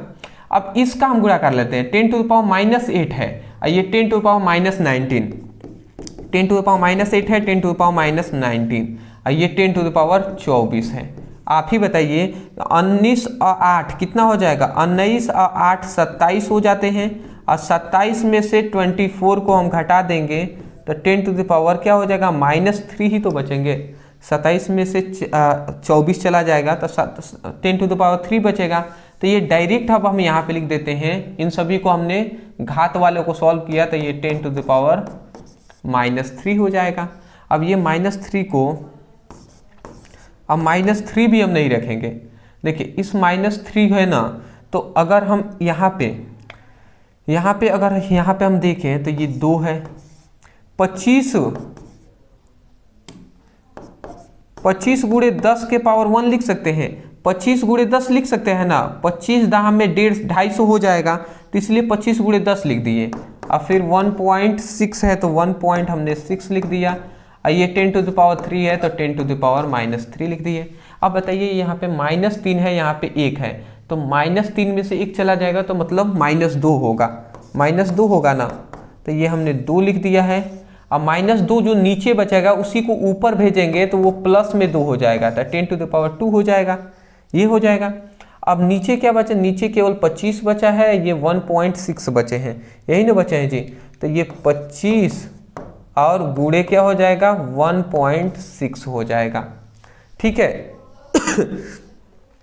अब 25 हो गया, अब 1.6 बचा है। अब इसको अगर हम सॉल्व कर देते हैं तो क्या हो जाएगा, तो इसको अगर हम सॉल्व करें तो अगर हम देखें तो 16 25 80, 16 दूना 32। अगर हम इसको सॉल्व करें ना तो ये क्या हो जाएगा, ये 100 है, 100 गुणे 2, 200 ये हो जाएगा। और ये कितना हो जाएगा, 25 16 25 80, 16 दूना 32 33 34 35 36 37 38 40, मतलब 40। तो अगर हम 1.6 का अगर 25 में गुणा कराते हैं तो वो 40 आ जाएगा, 40 आ जाएगा। ठीक है, ये 40 आ गया। तो अगर हम इस जीरो से एक जीरो कैंसिल, ठीक है, एक जीरो से एक जीरो कैंसिल, तो अब क्या आ जाएगा 20 और बटे 4 आ जाएगा, और 4 पचे 20, मतलब यहाँ पे आ गया 5। तो ये 5 क्या हो जाएगा, मीटर प्रति सेकेंड, क्या हो जाएगा 5 मीटर प्रति सेकेंड, ये हमारा क्या हो जाएगा, आंसर हो जाएगा। ठीक है, तो ये है अपवाह वेग का मान। देख सकते हैं कितना गुणा भाग हमने किया हुआ है, तब जाकर 5 मीटर प्रति सेकेंड आ गया है आंसर। तो आपको क्या करना है, इस फॉर्मूले, ये दो फॉर्मूले हमने यहाँ से तुलना करके ये मेन हमने फॉर्मूला निकाला है, और इस फॉर्मूले की सहायता से हमने किया हुआ है। तो मेन क्या है दोस्त, मेन है कि क्वेश्चन को समझना, और समझ पाना, ये ज़्यादातर समझ पाना कि हमने इस क्वेश्चन में कौन से फॉर्मूले को लगाना है, और वो फॉर्मूला कैसे आएगा, कैसे हम प्रूव करेंगे, यही तो मेन है। और ये समझ कब आती है, कि ये समझ बहुत सारे स्टूडेंटों को नहीं आ पाता जो ज़्यादा प्रैक्टिस नहीं करते। जितना आप प्रैक्टिस करेंगे, क्वेश्चन को देखेंगे, उतना आपको समझ में आता जाएगा। तो इसी तरीके से आपको पढ़ाई करना है। अभी स्टार्ट हमने किया है दोस्त, अभी से हार मान रहे हैं क्या, 1 घंटे हो गए? तो अभी तो हमने 5 ही क्वेश्चन किए हैं, अभी पूरा हमें देखना है। चलिए स्क्रीनशॉट ले लीजिए। 1 घंटे होने से मतलब नहीं है दोस्त, हमें जी जान लगाकर मेहनत करना है। चलिए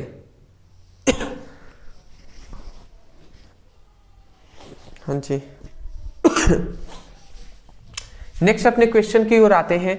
नेक्स्ट हमारा क्वेश्चन आ जाता है कि हाइड्रोजन परमाणु में एक इलेक्ट्रॉन नाभिक के चारों ओर 5 × 10⁻11 मीटर की त्रिज्या की कक्षाओं में 2.2 × 10⁻6 मीटर प्रति सेकंड की चाल से चक्कर लगता है, तो समतुल्य में धारा का मान ज्ञात कीजिए। ठीक है, तो यहाँ पे हमने दो चीजों का मान दिया। सबसे पहले इतना मीटर की त्रिज्या, मतलब हमें त्रिज्या का एक मान दिया है, और इतना मीटर प्रति सेकंड की कक्षाओं में सेकंड की चाल से चक्कर लगाता है, मतलब ये हमें वेग का मान दिया है। तो यहाँ पे अब हमें दो चीजों का मान दे दिया है। सबसे पहली कि त्रिज्या का मान दिया गया है,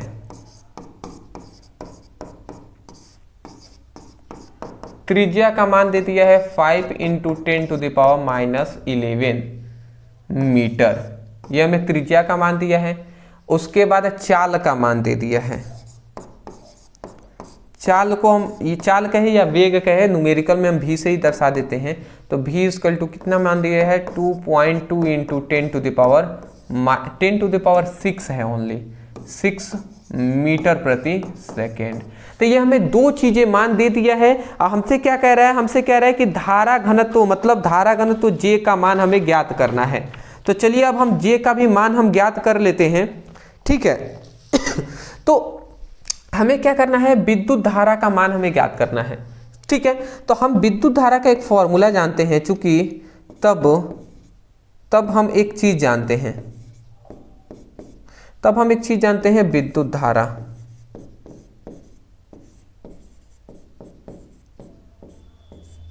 विद्युत धारा I = Q/T जानते हैं।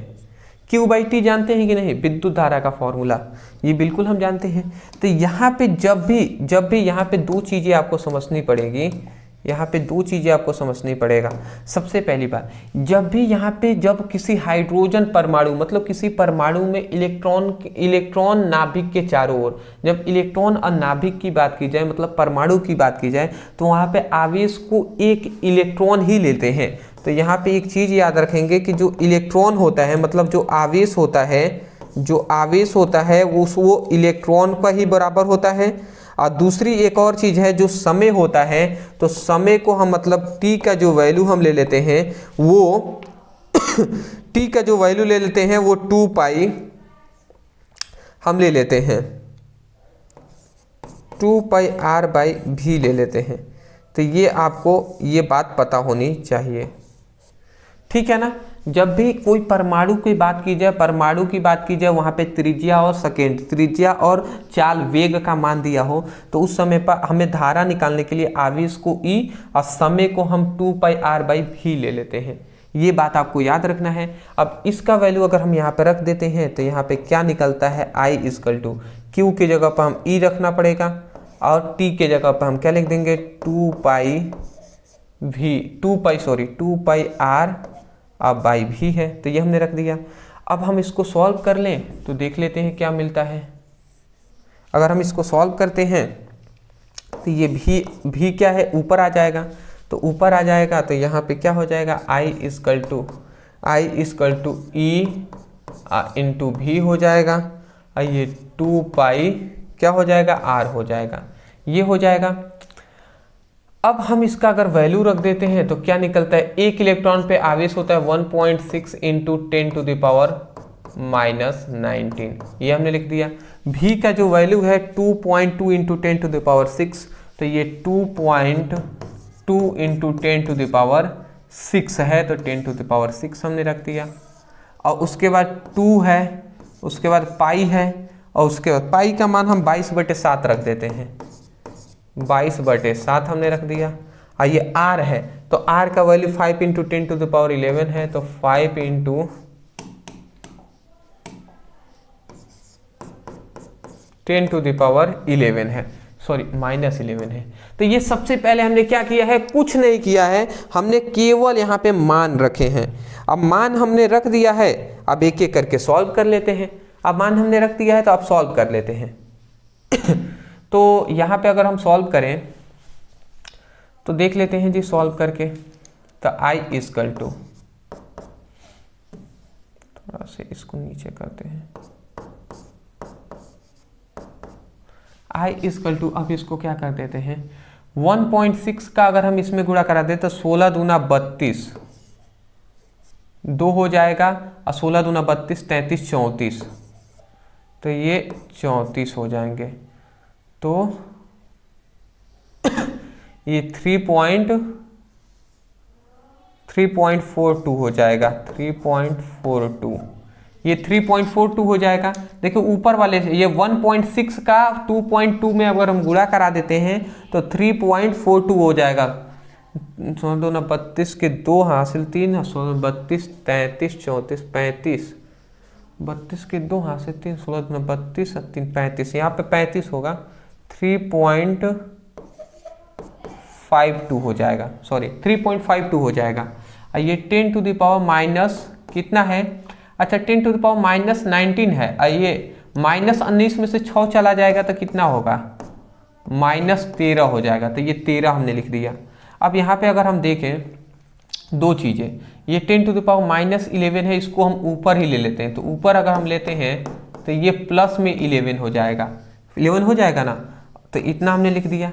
फिर अब हमारा क्या बचा, ये 2 का समझिएगा, ये 2 का इसमें अगर हम गुणा कर लेते हैं 5 में तो 5 दूना 10 हो जाएगा, तो ये 10 हो जाएगा, और ये 22/7 हो जाएगा। अच्छा मैं अगर थोड़ा अगर दिमाग लगाएं तो ये 10 के पावर में कुछ नहीं तो 1 है, ये अगर ऊपर जाएगा ऊपर तो -1 हो जाएगा, तो इसका मतलब -1 अगर इसमें अगर हम -1 अगर हम यहाँ पे लिखते हैं तो इसको हटाना पड़ेगा कि नहीं, हटा दिए हमने यहाँ पे। और ये -1 अगर इसमें जुड़ जाएगा तो इसका मतलब क्या होगा कि 13 है 1 14 हो जाएगा। तो अगर हम चाहें तो इसको हटाकर यहाँ पे हम क्या लिख सकते हैं, 13 के जगह पर ओनली 13 के जगह पर हम क्या लिख सकते हैं, इस 13 के जगह पर हम 14 लिख सकते हैं, -14, तो ये हमने लिख दिया। बताइए कोई दिक्कत नहीं है, ये आपको समझने वाली बात है कि 5 दूना 10 था, नीचे 10 था, ऊपर चला जाएगा तो माइनस में हो जाएगा, तो माइनस वाले में जुड़ गया, 13 था अब 14 हो गया। अब हमारे पास क्या है, अब हम कुछ नहीं करेंगे, ये I इक्वल टू ये 3.52 है। अब 22/7 का अगर वैल्यू निकालते हैं भाग देकर तो 3.14 आता है, इतनी बात हम जानते हैं। 14 में से 11 चला जाएगा तो 10⁻³ हो जाएगा। अब आपको चुपचाप 3.14 में 4 से भाग दे देना है 3.52 में। तो अगर दशमलव के इधर वाला देखिए तो ये दोनों तो इक्वल ही है ना, तो ये अगर हम 3 एकम में 3 मतलब एक बार में कुछ जाएगा तो जो i का वैल्यू आ जाएगा वो क्या आ जाएगा, जो i का वैल्यू आ जाएगा 1.12 इंटू 10⁻, ये क्या आ जाएगा 10⁻³ हो जाएगा, -3 एम्पियर है तो एम्पियर। ठीक है, आप भाग देकर देख सकते हैं ये इतना आंसर आ जाएगा। आप भाग देकर देख सकते हैं इतना आंसर आ जाएगा, कोई दिक्कत तो नहीं है। ठीक है, मैं एक बार मिला लेता हूं क्वेश्चन का। ठीक है, ई का वैल्यू है 1.10⁻⁹, भी का वैल्यू हमने यहाँ पर रखा हुआ है 2. ठीक है इतना, फिर 2 पाई का वैल्यू 22/7, आर का वैल्यू 10⁻11। ये 11 अगर ऊपर चला जाता है तो अब हमने क्या किया है, इसका गुणा किया है, इतना आ गया। ये 19 में से 6 चला जाएगा तो 19 में से 6 चला जाएगा तो कितना आ जाएगा, 19 में से 6 9 6 13 तो 13 आ जाएगा, -13 और -13 अगर ऊपर 11 ये चला गया। ठीक है, और नीचे से भी एक 10 है ऊपर चला गया तो 13 1 14 हो जाएगा, और 14 में से 11 चला जाएगा, 14 में से 11 तो 3 हो जाएगा।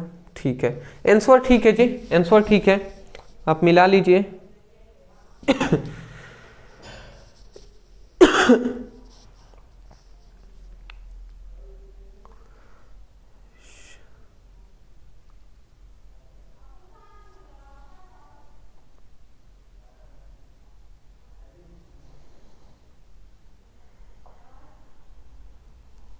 ठीक है, आशा करता हूँ स्क्रीनशॉट आपने ले लिया होगा। आगे बढ़ते हैं,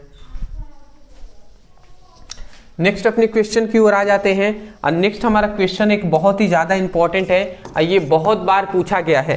ठीक है, बहुत बार ये हमसे क्वेश्चन पूछा गया है। अब इसको सॉल्व कर लेते हैं। μ0 इंटू एप्सिलॉन नॉट का मान हमें पूछा गया है, तो μ0 इंटू एप्सिलॉन नॉट का जो वैल्यू होता है ये हम देख लेते हैं। तो μ0 into epsilon naught equal to एक फॉर्मूला आता है 1/c²। ये आपको याद रखना है, ये वैल्यू अगर हम इसको सॉल्व करें तो ये μ0 इंटू एप्सिलॉन नॉट ये 1 हो जाएगा, और c का वैल्यू जो होता है वो 3 इंटू 10⁸, मतलब प्रकाश की चाल जो होता है 3 इंटू 10⁸ होता है, और इसका होल स्क्वायर हम कर देंगे, होल स्क्वायर है तो अगर हम इसको सॉल्व कर लेते हैं तो μ0 into epsilon naught equal to 1/, ये 3 3 9 हो जाएगा, और ये 8 दूना 16 हो जाएगा, तो ये 16 हो जाएगा, तो ये 10 के पावर 16, तो इतना हो गया। इसका मात्रक सेकेंड स्क्वायर और मीटर स्क्वायर होता है, तो ये मात्रक हो जाएगा। ये इतना आप याद रखिएगा, ठीक है ना, इतना आप याद रखेंगे। μ0 इंटू एप्सिलॉन नॉट का जो वैल्यू आता है वो क्या आता है 1/9 इंटू 10⁻16। ठीक है ना, तो ये आपको वैल्यू याद रखना है। मीटर और सेकेंड ये इसका मात्रक होता है, मीटर स्क्वायर प्रति सेकेंड स्क्वायर प्रति मीटर स्क्वायर। अगर हम इसका बीमीय सूत्र निकालें, यहाँ पे बीमा भी कहा गया है, तो बीमा आप लिख लीजिएगा बीमा।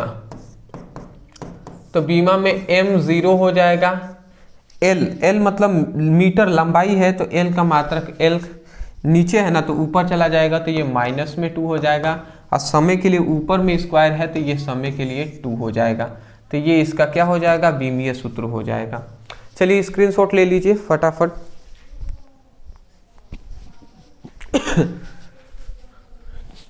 नेक्स्ट हमारा क्वेश्चन आता है 8 नंबर वाला क्वेश्चन है कि एक इलेक्ट्रॉन 0.3 टेस्ला के चुंबकीय क्षेत्र में 4 इंटू 10⁵ मीटर प्रति सेकेंड की चाल से 60 डिग्री के कोण पर प्रवेश करता है, तो सर्पी वाले पथ पर त्रिज्या का मान ज्ञात कीजिए।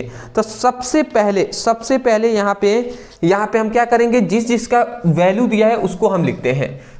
तो एक इलेक्ट्रॉन इतनी टेस्ला चुंबकीय क्षेत्र की मान होता है। तो ये चुंबकीय क्षेत्र का मान दिया है मीटर प्रति सेकंड की चाल, मतलब ये चाल का वैल्यू दिया है। तो यहां पे हम यही बात लिख देते हैं। तो ये टेस्ला मतलब चुंबकीय क्षेत्र का मान दिया है, चुंबकीय क्षेत्र की तीव्रता, चुंबकीय क्षेत्र की तीव्रता B से दर्शाते हैं, B = 0.3 टेस्ला। और उसके बाद इतना मीटर प्रति सेकेंड, मतलब ये दिया है चाल मतलब वेग का वैल्यू दिया है 4 × 10⁵। तो इतना मीटर प्रति सेकेंड, ठीक है। कोण का वैल्यू यहाँ पे एक दिया है, कोण थीटा का वैल्यू दिया है 60, ठीक है, 60 दे दिया है, ठीक है। सर्पी वाले पथ की त्रिज्या ज्ञात कीजिए। तो यहाँ पे हमें क्या ज्ञात करने को क्या है, सर्पी वाले पथ की त्रिज्या।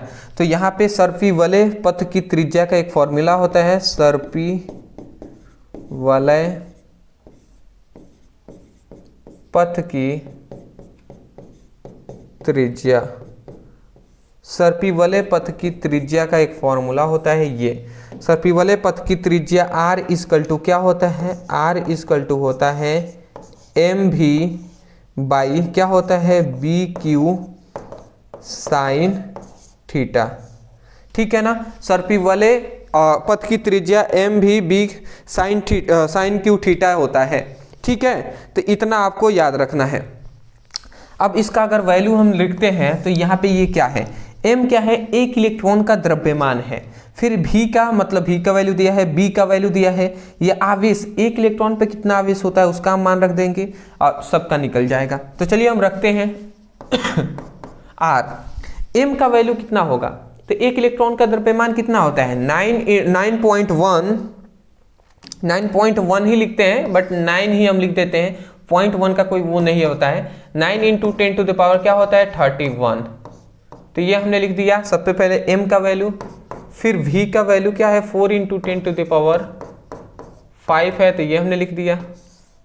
फिर यहाँ पे b का वैल्यू है वो 0.3 है, फिर q का वैल्यू है 1.6 × 10⁻⁻19। और फिर यहाँ पे साइन थीटा, साइन और थीटा का जगह पर 30 डिग्री का कोण हमने रख दिया है। अब इतना हमने रख दिया, अब इसका वैल्यू हम रख देते हैं। तो कितना हो जाएगा, ये अगर 9 चौको 36, तो ये हमारा 36 हो जाएगा ऊपर, ये 36 हो गया। और 31 में से 5 अगर हम जोड़ लेते हैं तो 31 में से 5 चला जाएगा तो कितना हो जाएगा 26 हो जाएगा ना। तो ये 10⁻⁻26 हो जाएगा। इसमें एक और चीज़ हम ले लेते हैं, ये 10⁻⁻19 है, इसको भी ऊपर ही भेज देते हैं, तो ये प्लस में 19 हो जाएगा। इतना हो गया ना बाबू, बिल्कुल हो जाएगा। अब ये 16 × 48, 16 में अगर इतना का हम गुणा करा देते हैं 1.6 का, तो ये क्या 1.3 में 16 16 48, तो 4.8 हो जाएगा, 4.8 हो जाएगा। यहाँ पे 16 × 48 0 पॉइंट में है ना, तो 0 में हम लेंगे ना, 0.48 हो जाएगा, ठीक है, इतना हो जाएगा। समझ रहे हैं ना, 1.6 में 0.3 का गुणा करेंगे तो 0.48 आ जाएगा। और उसके बाद क्या बचा हुआ है, ये दोनों का गुणा करा के इतना लिख दिए। साइन 30 अंश का वैल्यू होता है 1/2, तो ये 1/2 हमने लिख दिया। अब इतना हमने कर दिया। अब इसके बाद अब हम क्या कर सकते हैं, अब इसके बाद हम ये कर सकते हैं कि साइन 30 अंश है, सॉरी यहाँ पे साइन 30 अंश नहीं है, साइन 60 अंश है ना, तो साइन 60 अंश का वैल्यू लिखना पड़ेगा ना, सॉरी, तो ये साइन 60 अंश का वैल्यू हमें लिखना पड़ेगा। तो यहाँ पे हम लिख देते हैं sin 60, और sin 60 अंश का वैल्यू होता है रूट में 3/2 होता है, रूट में 3/2 होता है sin 60 इतना का। अब क्या हो जाएगा, ये 2 ऊपर चला जाएगा तो ये हो जाएगा हमारा 36 हो जाएगा। फिर ये 2 ऊपर हम भेज देते हैं तो ये 2 ऊपर हो जाएगा, ये 2 ऊपर चला जाएगा, 26 में से 19 चला गया तो 19 में से 26 चला गया तो ये क्या हो जाएगा 10⁻⁻7। और ये हमारा क्या हो जाएगा, ये हमारा हो जाएगा 48। तो अब इसका अगर वैल्यू हम निकालें तो कैसे निकलेगा, रूट में 3 है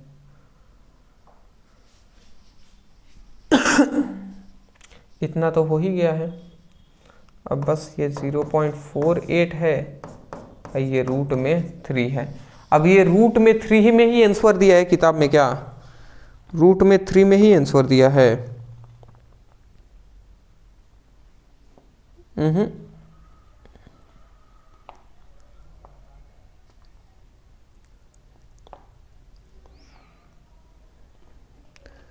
नहीं, इसका वैल्यू दे दिया है क्वेश्चन में। देखिए √3 का जो है ना, √3 का वैल्यू दे दिया है क्वेश्चन में, हमने लिखा नहीं है। तो √3 का वैल्यू जो दिया गया है, ये देखिए 36 में 2 का गुणा होगा तो 72 हो जाएगा। ये 10⁻⁻7 है तो ये हमने लिख दिया। ये 0.48 है तो ये हमने लिख दिया। यही √3 का हम सोच रहे थे क्या, तो √3 में वैल्यू नहीं दिया, इसका वैल्यू ही दे दिया है क्वेश्चन में। इसका वैल्यू होता है, √3 का वैल्यू होता है 1.732, ये हमारा वैल्यू होता है। अब इस वैल्यू को अगर हम रख कर सॉल्व कर लेते हैं तो क्या आ जाएगा, इस वैल्यू को रख कर अगर हम सॉल्व कर लेते हैं, अच्छा हम यहीं पे कर लें, यहीं पे हम कर लेते हैं, यहीं पे अगर हम करें तो देखिए r का ये हमारा 72, मतलब r का 72 हो जाएगा, ये 72 हो जाएगा। ये 10⁻⁻7, इन दोनों का 0.48 में 1.732 का गुणा करा देते हैं तो ये हमारा वैल्यू आ जाएगा 0.83136, ये इतना आ गया। अब जब 8 ये मोस्टली 0.83 में अगर 72 का भाग दे देते हैं तो यहाँ पे ये जो वैल्यू आएगा, इसको हम अब दूसरे लाइन में लिखने से अच्छा यहीं पे हम लिख देते हैं। r का जो वैल्यू आ जाएगा वो क्या आ जाएगा 8.6, मतलब 86.64 गुणे 10⁻⁻7 मीटर, ये हमारा आंसर हो जाएगा। ठीक है, ये बात आपको याद रखना है। अरे बाबू ऐसे ही समझ में आ रहा है कि ये 1 से भी कम है, तो 1 अगर होता तब 72 बार में ये जाता, 1 से भी कम है तो जाहिर सी बात है 72 से अधिक बार में जाएगा तो ये 86.64 आ गया। और ये 10⁻⁻7 है तो 10⁻⁻7 लिख दिए। अब मीटर है, त्रिज्या का मात्रक मीटर, तो मीटर अंत में हमने लिख दिया है। तो ये हमारा आंसर हो जाएगा। मोस्टली आपको इसमें क्या याद करना है, ये एक फॉर्मूला याद करना है जो कि मोस्ट इंपॉर्टेंट है। ये इंपॉर्टेंट फॉर्मूला है जी, मैं पहले ही कह दे रहा हूँ, ये मोस्टली फॉर्मूले ही तो याद करने हैं, फॉर्मूला ही तो याद करना है। चलिए आगे बढ़े।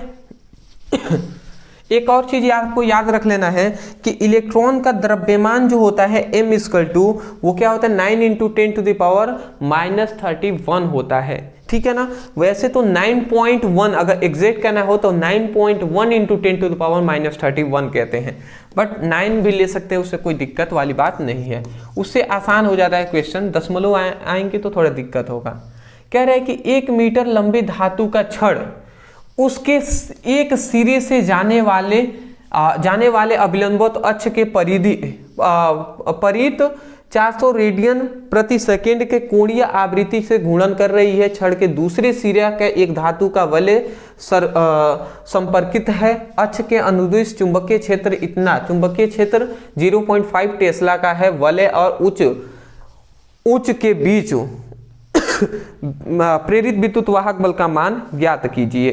तो ये हमें अब यहाँ पे प्रेरित विद्युत वाहक बल का मान ज्ञात करने को कहा गया है। चलिए, तो यहाँ पे जो जो हमें दिया गया है इसको सबसे पहले हम लिख देते हैं यहाँ पे देखिए हमने क्या कहा गया है, ज़्यादातर ना क्वेश्चन जब बड़ा बड़ा हो, इस तरीके का क्वेश्चन समझ में आए, तो आपको मोस्टली मेन फोकस क्या करना है कि हमारा लक्ष्य क्या है, हमारा टारगेट क्या है। तो टारगेट है हमारा प्रेरित विद्युत वाहक बल मतलब ई का वैल्यू ज्ञात करना। ठीक है, पहली बात टारगेट हमें पता चल गया। दूसरा में जो जो वैल्यू दिया है सबसे पहले उसको लिखा जाता है। तो 1 मीटर लंबी धातु मतलब लंबाई का मान यहाँ पे दिया है, लंबाई एल का जो मान दिया है वो 1 मीटर दिया है। ठीक है, उसके बाद यहाँ पे इतना रेडियन सेकेंड का कोणीय आवृत्ति मतलब कोणीय आवृत्ति का मान यहाँ पे दिया है, कोणीय आवृत्ति।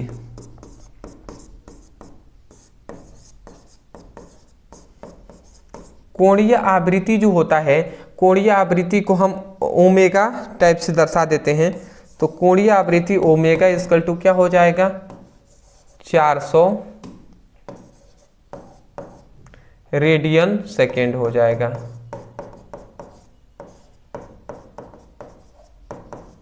ठीक है, उसके बाद यहाँ पे चुंबकीय क्षेत्र का मान दिया है चुंबकीय क्षेत्र मतलब चुंबकीय क्षेत्र की तीव्रता B इक्वल टू क्या हो जाएगा, 0.5 टेस्ला। 0.5 टेस्ला ये हमारा चुंबकीय क्षेत्र का मान हो जाएगा। तो इतनी आपको सबसे पहले तो वैल्यू दे दिया गया है। ठीक है ना, इतना वैल्यू दे दिया गया है। हमसे क्या पूछा गया है, हमसे कह रहा है कि वलय तथा उच्च मतलब वलय तथा उच्च के बीच प्रेरित विद्युत वाहक बल का मान ज्ञात करना है।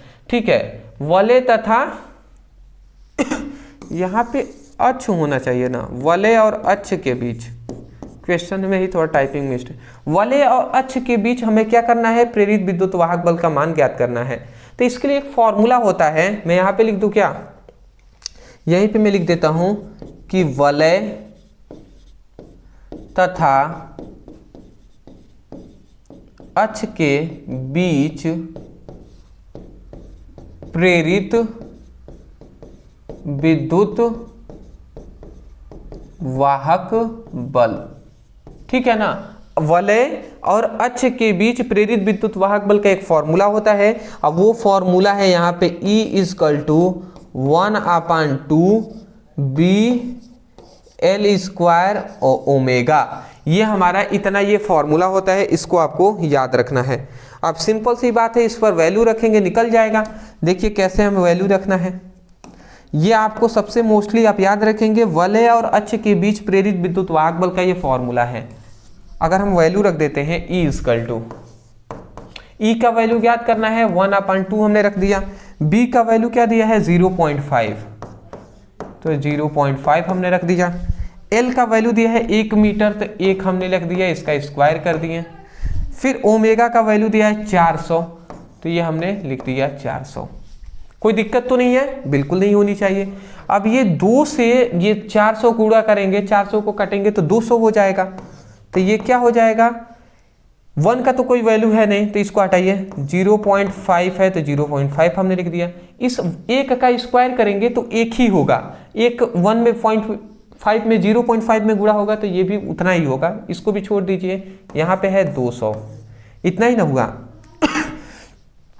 अब ये क्या हो जाएगा, 200 का अगर हम इसमें गुणा करा देते हैं, अगर 10 इसमें गुणा हो जाएगा तो ये 5 हो जाएगा और ये 20 हो जाएगा। 5 20 25 100, मतलब 200 का 0.5 में गुणा कराएंगे तो ये क्या हो जाएगा 100 हो जाएगा, और 100 वोल्ट, क्योंकि प्रेरित विद्युत वाहक बल का मात्रक तो वोल्ट ही होता है, तो ये हमने वोल्ट लिख दिया। आप समझ रहे हैं ना, 0.5 को अगर नहीं समझ में आए तो ये भी समझ जाइएगा, 0.5 मतलब हाफ होता है। ये 200 है तो 200 हमने लिख दिया। 2 से अगर 200 में गुणा भाग करेंगे तो ये 100 बार में जाएगा, 100 में 1 का गुणा होगा तो 100 ही तो होगा। तो वही बात वहाँ पे 0.5 को यहाँ पे 20 कर दिए हैं, इसमें से 10 निकला है, 5 में 0.5 में गुणा है तो 5 हुआ है। तो या तो आप ऐसे कर दीजिए या आप ऐसे कर दीजिए, दोनों बात एक ही है। तो ये हमारा प्रेरित विद्युत वाहक बल का मान निकल गया है। चलिए स्क्रीनशॉट आपने ले लिया। ले लिया है ना। चलिए आगे हम बढ़ लेते हैं। आगे हमारा एक क्वेश्चन आता है 10th नंबर। अब 10 हमारा क्वेश्चन क्या कह रहा है, ध्यान से समझेंगे कि स्वप्रेरकत्व से क्या तात्पर्य है। स्वप्रेरकत्व क्या होता है, अन्योन प्रेरकत्व क्या होता है, ये सब हमने पढ़ा दिया है आपको। ठीक है, अगला कह रहा है एक कुंडली का स्वप्रेरकत्व 0.4 मिली हेनरी है, इनमें बहने वाली धारा का मान 0.1 सेकेंड में 1 एम्पीयर से परिवर्तित हो जाती है, प्रेरित विद्युत वाहक बल का मान ज्ञात कीजिए। मतलब फिर से इसमें भी हमें ई का ही वैल्यू ज्ञात करना है। ठीक है, प्रेरित विद्युत वाहक बल का ही वैल्यू ज्ञात करना है। तो चलिए सबसे पहले हमने कहा ना, जो जो हमें दिया गया है उसका पहले हम मान रखते हैं। तो यहाँ पे हमें क्या दिया है, स्वप्रेरकत्व का मान दे दिया है यहाँ पे। तो यहाँ पे हम लिख देते हैं स्वप्रेरकत्व। तो यहाँ पे हमें दिया है स्वप्रेरकत्व। स्वप्रेरकत्व को L से दर्शाते हैं। L = 0.4 मिली, यहाँ पे मिली हेनरी। तो ये सबसे पहले हमें क्या दे दिया है, स्वप्रेरकत्व का मान दे दिया है इतना मिली हेनरी। ठीक है, उसके बाद यहाँ पे यहाँ पे स्वप्रेरकत्व का मिली हेनरी दे दिया है। अब बताइए स्वप्रेरकत्व का तो मात्रक हेनरी होता है ना, और यहाँ पे मिली में दिया है, तो मिलीमीटर मतलब ml में दिया है, तो इसको हेनरी में चेंज करेंगे। तो मिली को हेनरी में चेंज करने के लिए हम क्या करते हैं, 10⁻³ से गुणा करा देंगे। तो अब ये हमारा हेनरी में चेंज हो गया। ठीक है, तो ये बात आपको पता होनी चाहिए। तो पहली बात तो हमने स्वप्रेरकत्व का मान ज्ञात कर लिया। दूसरा यहाँ पे बहने वाली धारा का मान यहाँ पे सबसे पहले 0.1 सेकेंड मतलब समय का मान दिया है। समय का मान 0.1 सेकेंड दिया है। तो 1 सेकेंड दिया है, 1 एम्पीयर से परिवर्तित होती है, मतलब धारा का मान दिया है, विद्युत धारा का मान दिया है, I का मान वो क्या दिया है, 1 एम्पीयर। 1 एम्पीयर दे दिया है। अब प्रेरित विद्युत वाहक बल का मान हमसे पूछा जा रहा है। अब हमसे क्या पूछा जा रहा है, प्रेरित विद्युत वाहक बल का मान ज्ञात कीजिए। तो यहाँ पे समय का मान दे दिया है और यहाँ पे धारा का मान दे दिया है, L का मान दे दिया है। ठीक है, अच्छा यहाँ पे कह रहे हैं कि 1 एम्पीयर से परिवर्तित होती है। परिवर्तित होगा ना जहाँ पे परिवर्तित, तो यहाँ पे समय के जगह पे हम dt, जहाँ पे धारा के मान में परिवर्तन होने को कह दे समय। यहाँ पे कह रहा है कि प्रवाहित धारा, और मतलब यहाँ पे 1 सेकेंड में 1 एम्पीयर से परिवर्तित हो रही है, मतलब समय में भी परिवर्तन हो रहा है, धारा में भी परिवर्तन हो रहा है। तो जहाँ पर भी परिवर्तन कहें वहाँ पे d या डेल लगा देते हैं इस तरीके से। ठीक है ना, तो डेल लगाएं या डी लगा देते हैं, ये बात आपको पता होनी चाहिए। तो अब हम एक फॉर्मूला जाते हैं एक हम फॉर्मूला जानते हैं, प्रेरित विद्युत वाहक बल। तो प्रेरित विद्युत वाहक बल का एक फॉर्मूला होता है, ये फैराडे के वैद्युत अपघटन संबंधित, फैराडे के वैद्युत अपघट्य संबंधित नियम होता है, फैराडे का विद्युत अपघट्य संबंधित नियम, उसको आप पढ़ेंगे तो उसमें हमने बताया है कि E = क्या होता है, -L dI/dt। ठीक है, तो ये हम फॉर्मूला हमने रख दिया।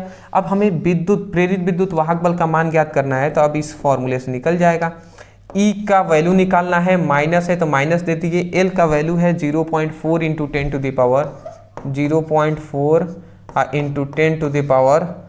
10⁻³ हो जाएगा। और DI का वैल्यू क्या दे दिया है, DI का वैल्यू 1 एम्पीयर है, तो वहाँ पे हम 1 लिख देते हैं, 1 एम्पीयर। यहाँ पे कोष्ठ में क्यों लिखे भैया, 1 लिख देते हैं। T का समय का मान दिया है 0.1, तो ये 0.1 हमने लिख दिया। ठीक है, 0.1 हमने लिख दिया। अब इसके बाद एक हम काम कर लेते हैं, धारा के मान में जब परिवर्तन होता है तो ऐसे हम कैसे कर सकते हैं, धारा के मान में परिवर्तन मतलब अंतिम माइनस प्रारंभिक होगा ना, ऐसा नहीं करते हैं। देखिए यहाँ पे DI होता है धारा के मान में परिवर्तन, मतलब प्रारंभिक धारा 0 था, अंतिम धारा क्या है 1 है। तो यहाँ पे कह रहा है ना कि बहने वाली धारा का मान 0.1 सेकेंड में, मतलब समय तो निश्चित है, 1 सेकेंड में 1 एम्पियर से परिवर्तित हो जाती है। मतलब 1 एम्पियर की जो धारा है वो बदल जाती है। तो याद रखेंगे 0 से कितना 1 बदल रही है और समय कितना लग रहा है 0.1 लग रहा है, तो इतना हम लिख देंगे। ठीक है, अगर हम इसका वैल्यू निकालें E इक्वल टू, तो ये माइनस हो जाएगा और 0.4 हो जाएगा, ये 10⁻³ हो जाएगा और ये क्या हो जाएगा, ये हमारा कोष्ठ में अगर हम देखें तो इसको एक बड़ा कोष्ठ में कर देते हैं, तो ये क्या हो जाएगा -1 हो जाएंगे और ये 0.1 है। तो ये बताइए 0.1 में अगर हम देखें तो 1 है, ये 0.1 है, तो अगर हम भाग देते हैं तो 10 बार में ये 1 कटेगा।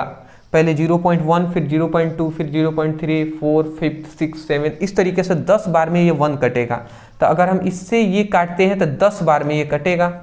10 बार में अगर ये कटता है तो अब आप ही समझ जाए होंगे कि E का जो वैल्यू हो जाएगा वो -0.4 हो जाएगा, 0.4, और इसका है 10⁻³ है, अगुणे 10⁻, ये क्या है 10 है, तो ये हमने लिख दिया। अब देखिए माइनस माइनस क्या होंगे, प्लस हो जाएंगे, माइनस माइनस गुणा होगा तो प्लस हो जाएगा। ये 0.4 है, यहाँ पे कुछ नहीं तो 1, 3 में से 1 चला जाएगा तो ये 10⁻² हो जाएगा। और ये क्या हो जाएगा, इसका मात्रक होता है वोल्ट, तो ये हमने वोल्ट लिख दिया। ठीक है, तो ये हमारा क्या हो जाएगा, आंसर हो जाएगा। प्रेरित विद्युत वाहक बल का मान वोल्ट होता है, तो ये हमने लिख दिया है। आशा करता हूँ कि आपको समझ में आ गई होंगी। स्क्रीनशॉट आप लेना चाहें तो ले सकते हैं, कोई भी दिक्कत वाली बात नहीं है दोस्त।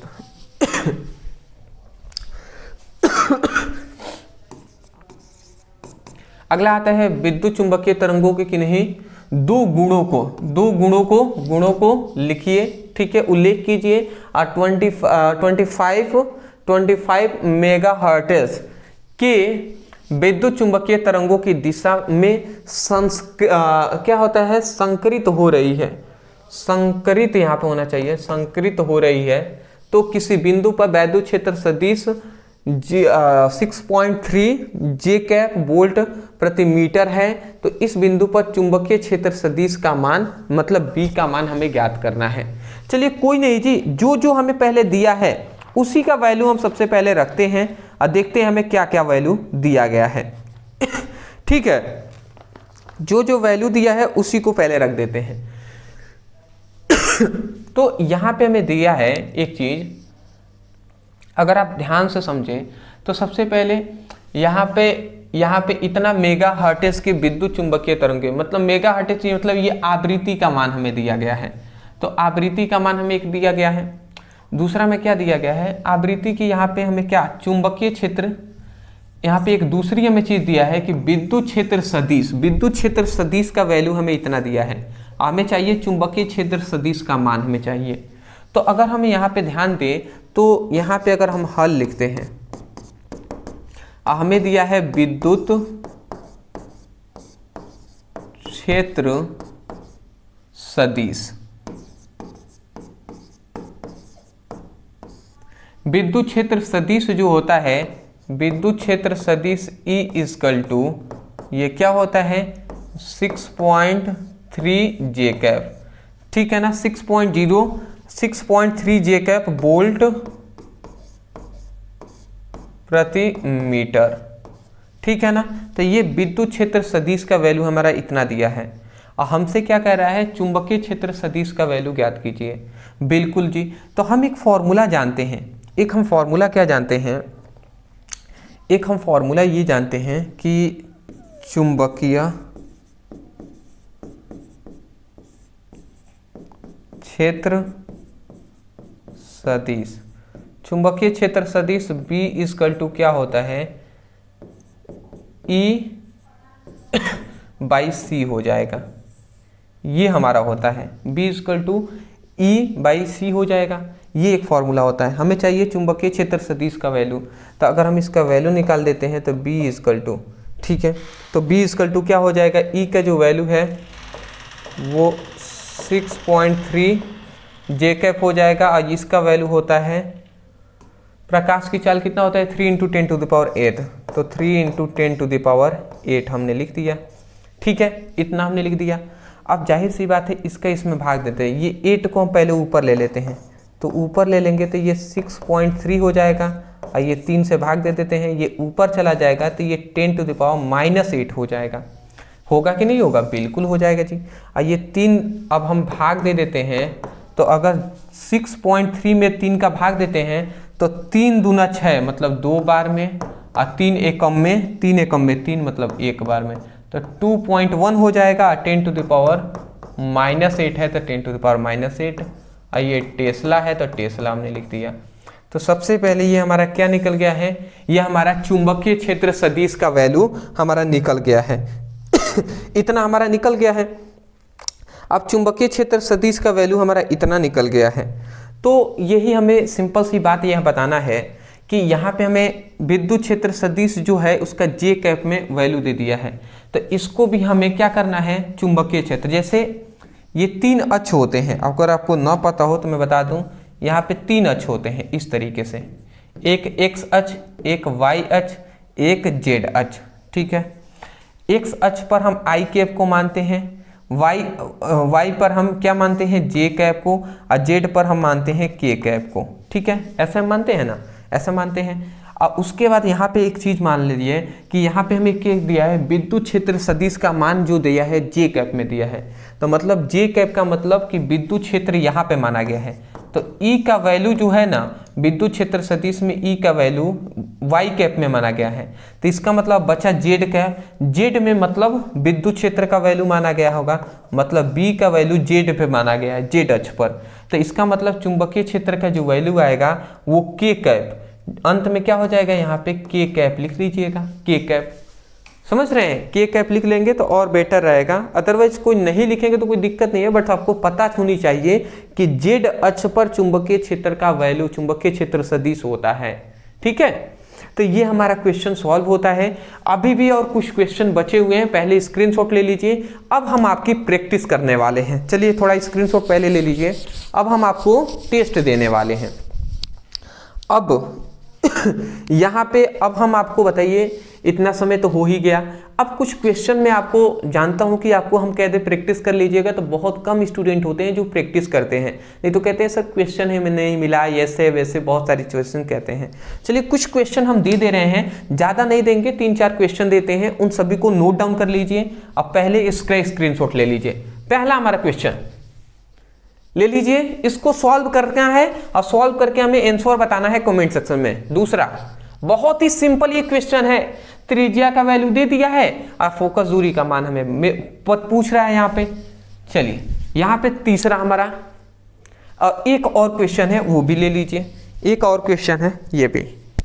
चलिए तो हमने 15 यहाँ पे क्वेश्चन हमने आपको बताया है, 15 क्वेश्चन को आपको इस सभी को करके आना है। जल्द ही अभी आपको 5 नंबर वाले भी हम न्यूमेरिकल कराने वाले हैं, अब टेंशन ना ले उसके लिए। फिलहाल 3 नंबर वाले न्यूमेरिकल यहाँ तक आपको कर लेना है, ये सब 3 नंबर वाले इंपॉर्टेंट न्यूमेरिकल हैं। तो मैं आशा करता हूँ आपको समझ में आ गया होगा। इन सभी क्वेश्चन को सॉल्व करके हमें कमेंट सेक्शन में बताना है। अदरवाइज अगर अभी तक आपने फिजिक्स की पूरी तरीके से कंप्लीट पढ़ाई नहीं किए हैं तो मात्र हमारी ये 2 वीडियो देख लीजिए, पूरी फिजिक्स की आपकी जब जो भी थ्योरी हैं, परिभाषाएं हैं, डेरिवेशन है, सब कंप्लीट हो जाएंगे। सिद्धांत है, सब नियम सब उसमें हम पढ़ा दिए हैं।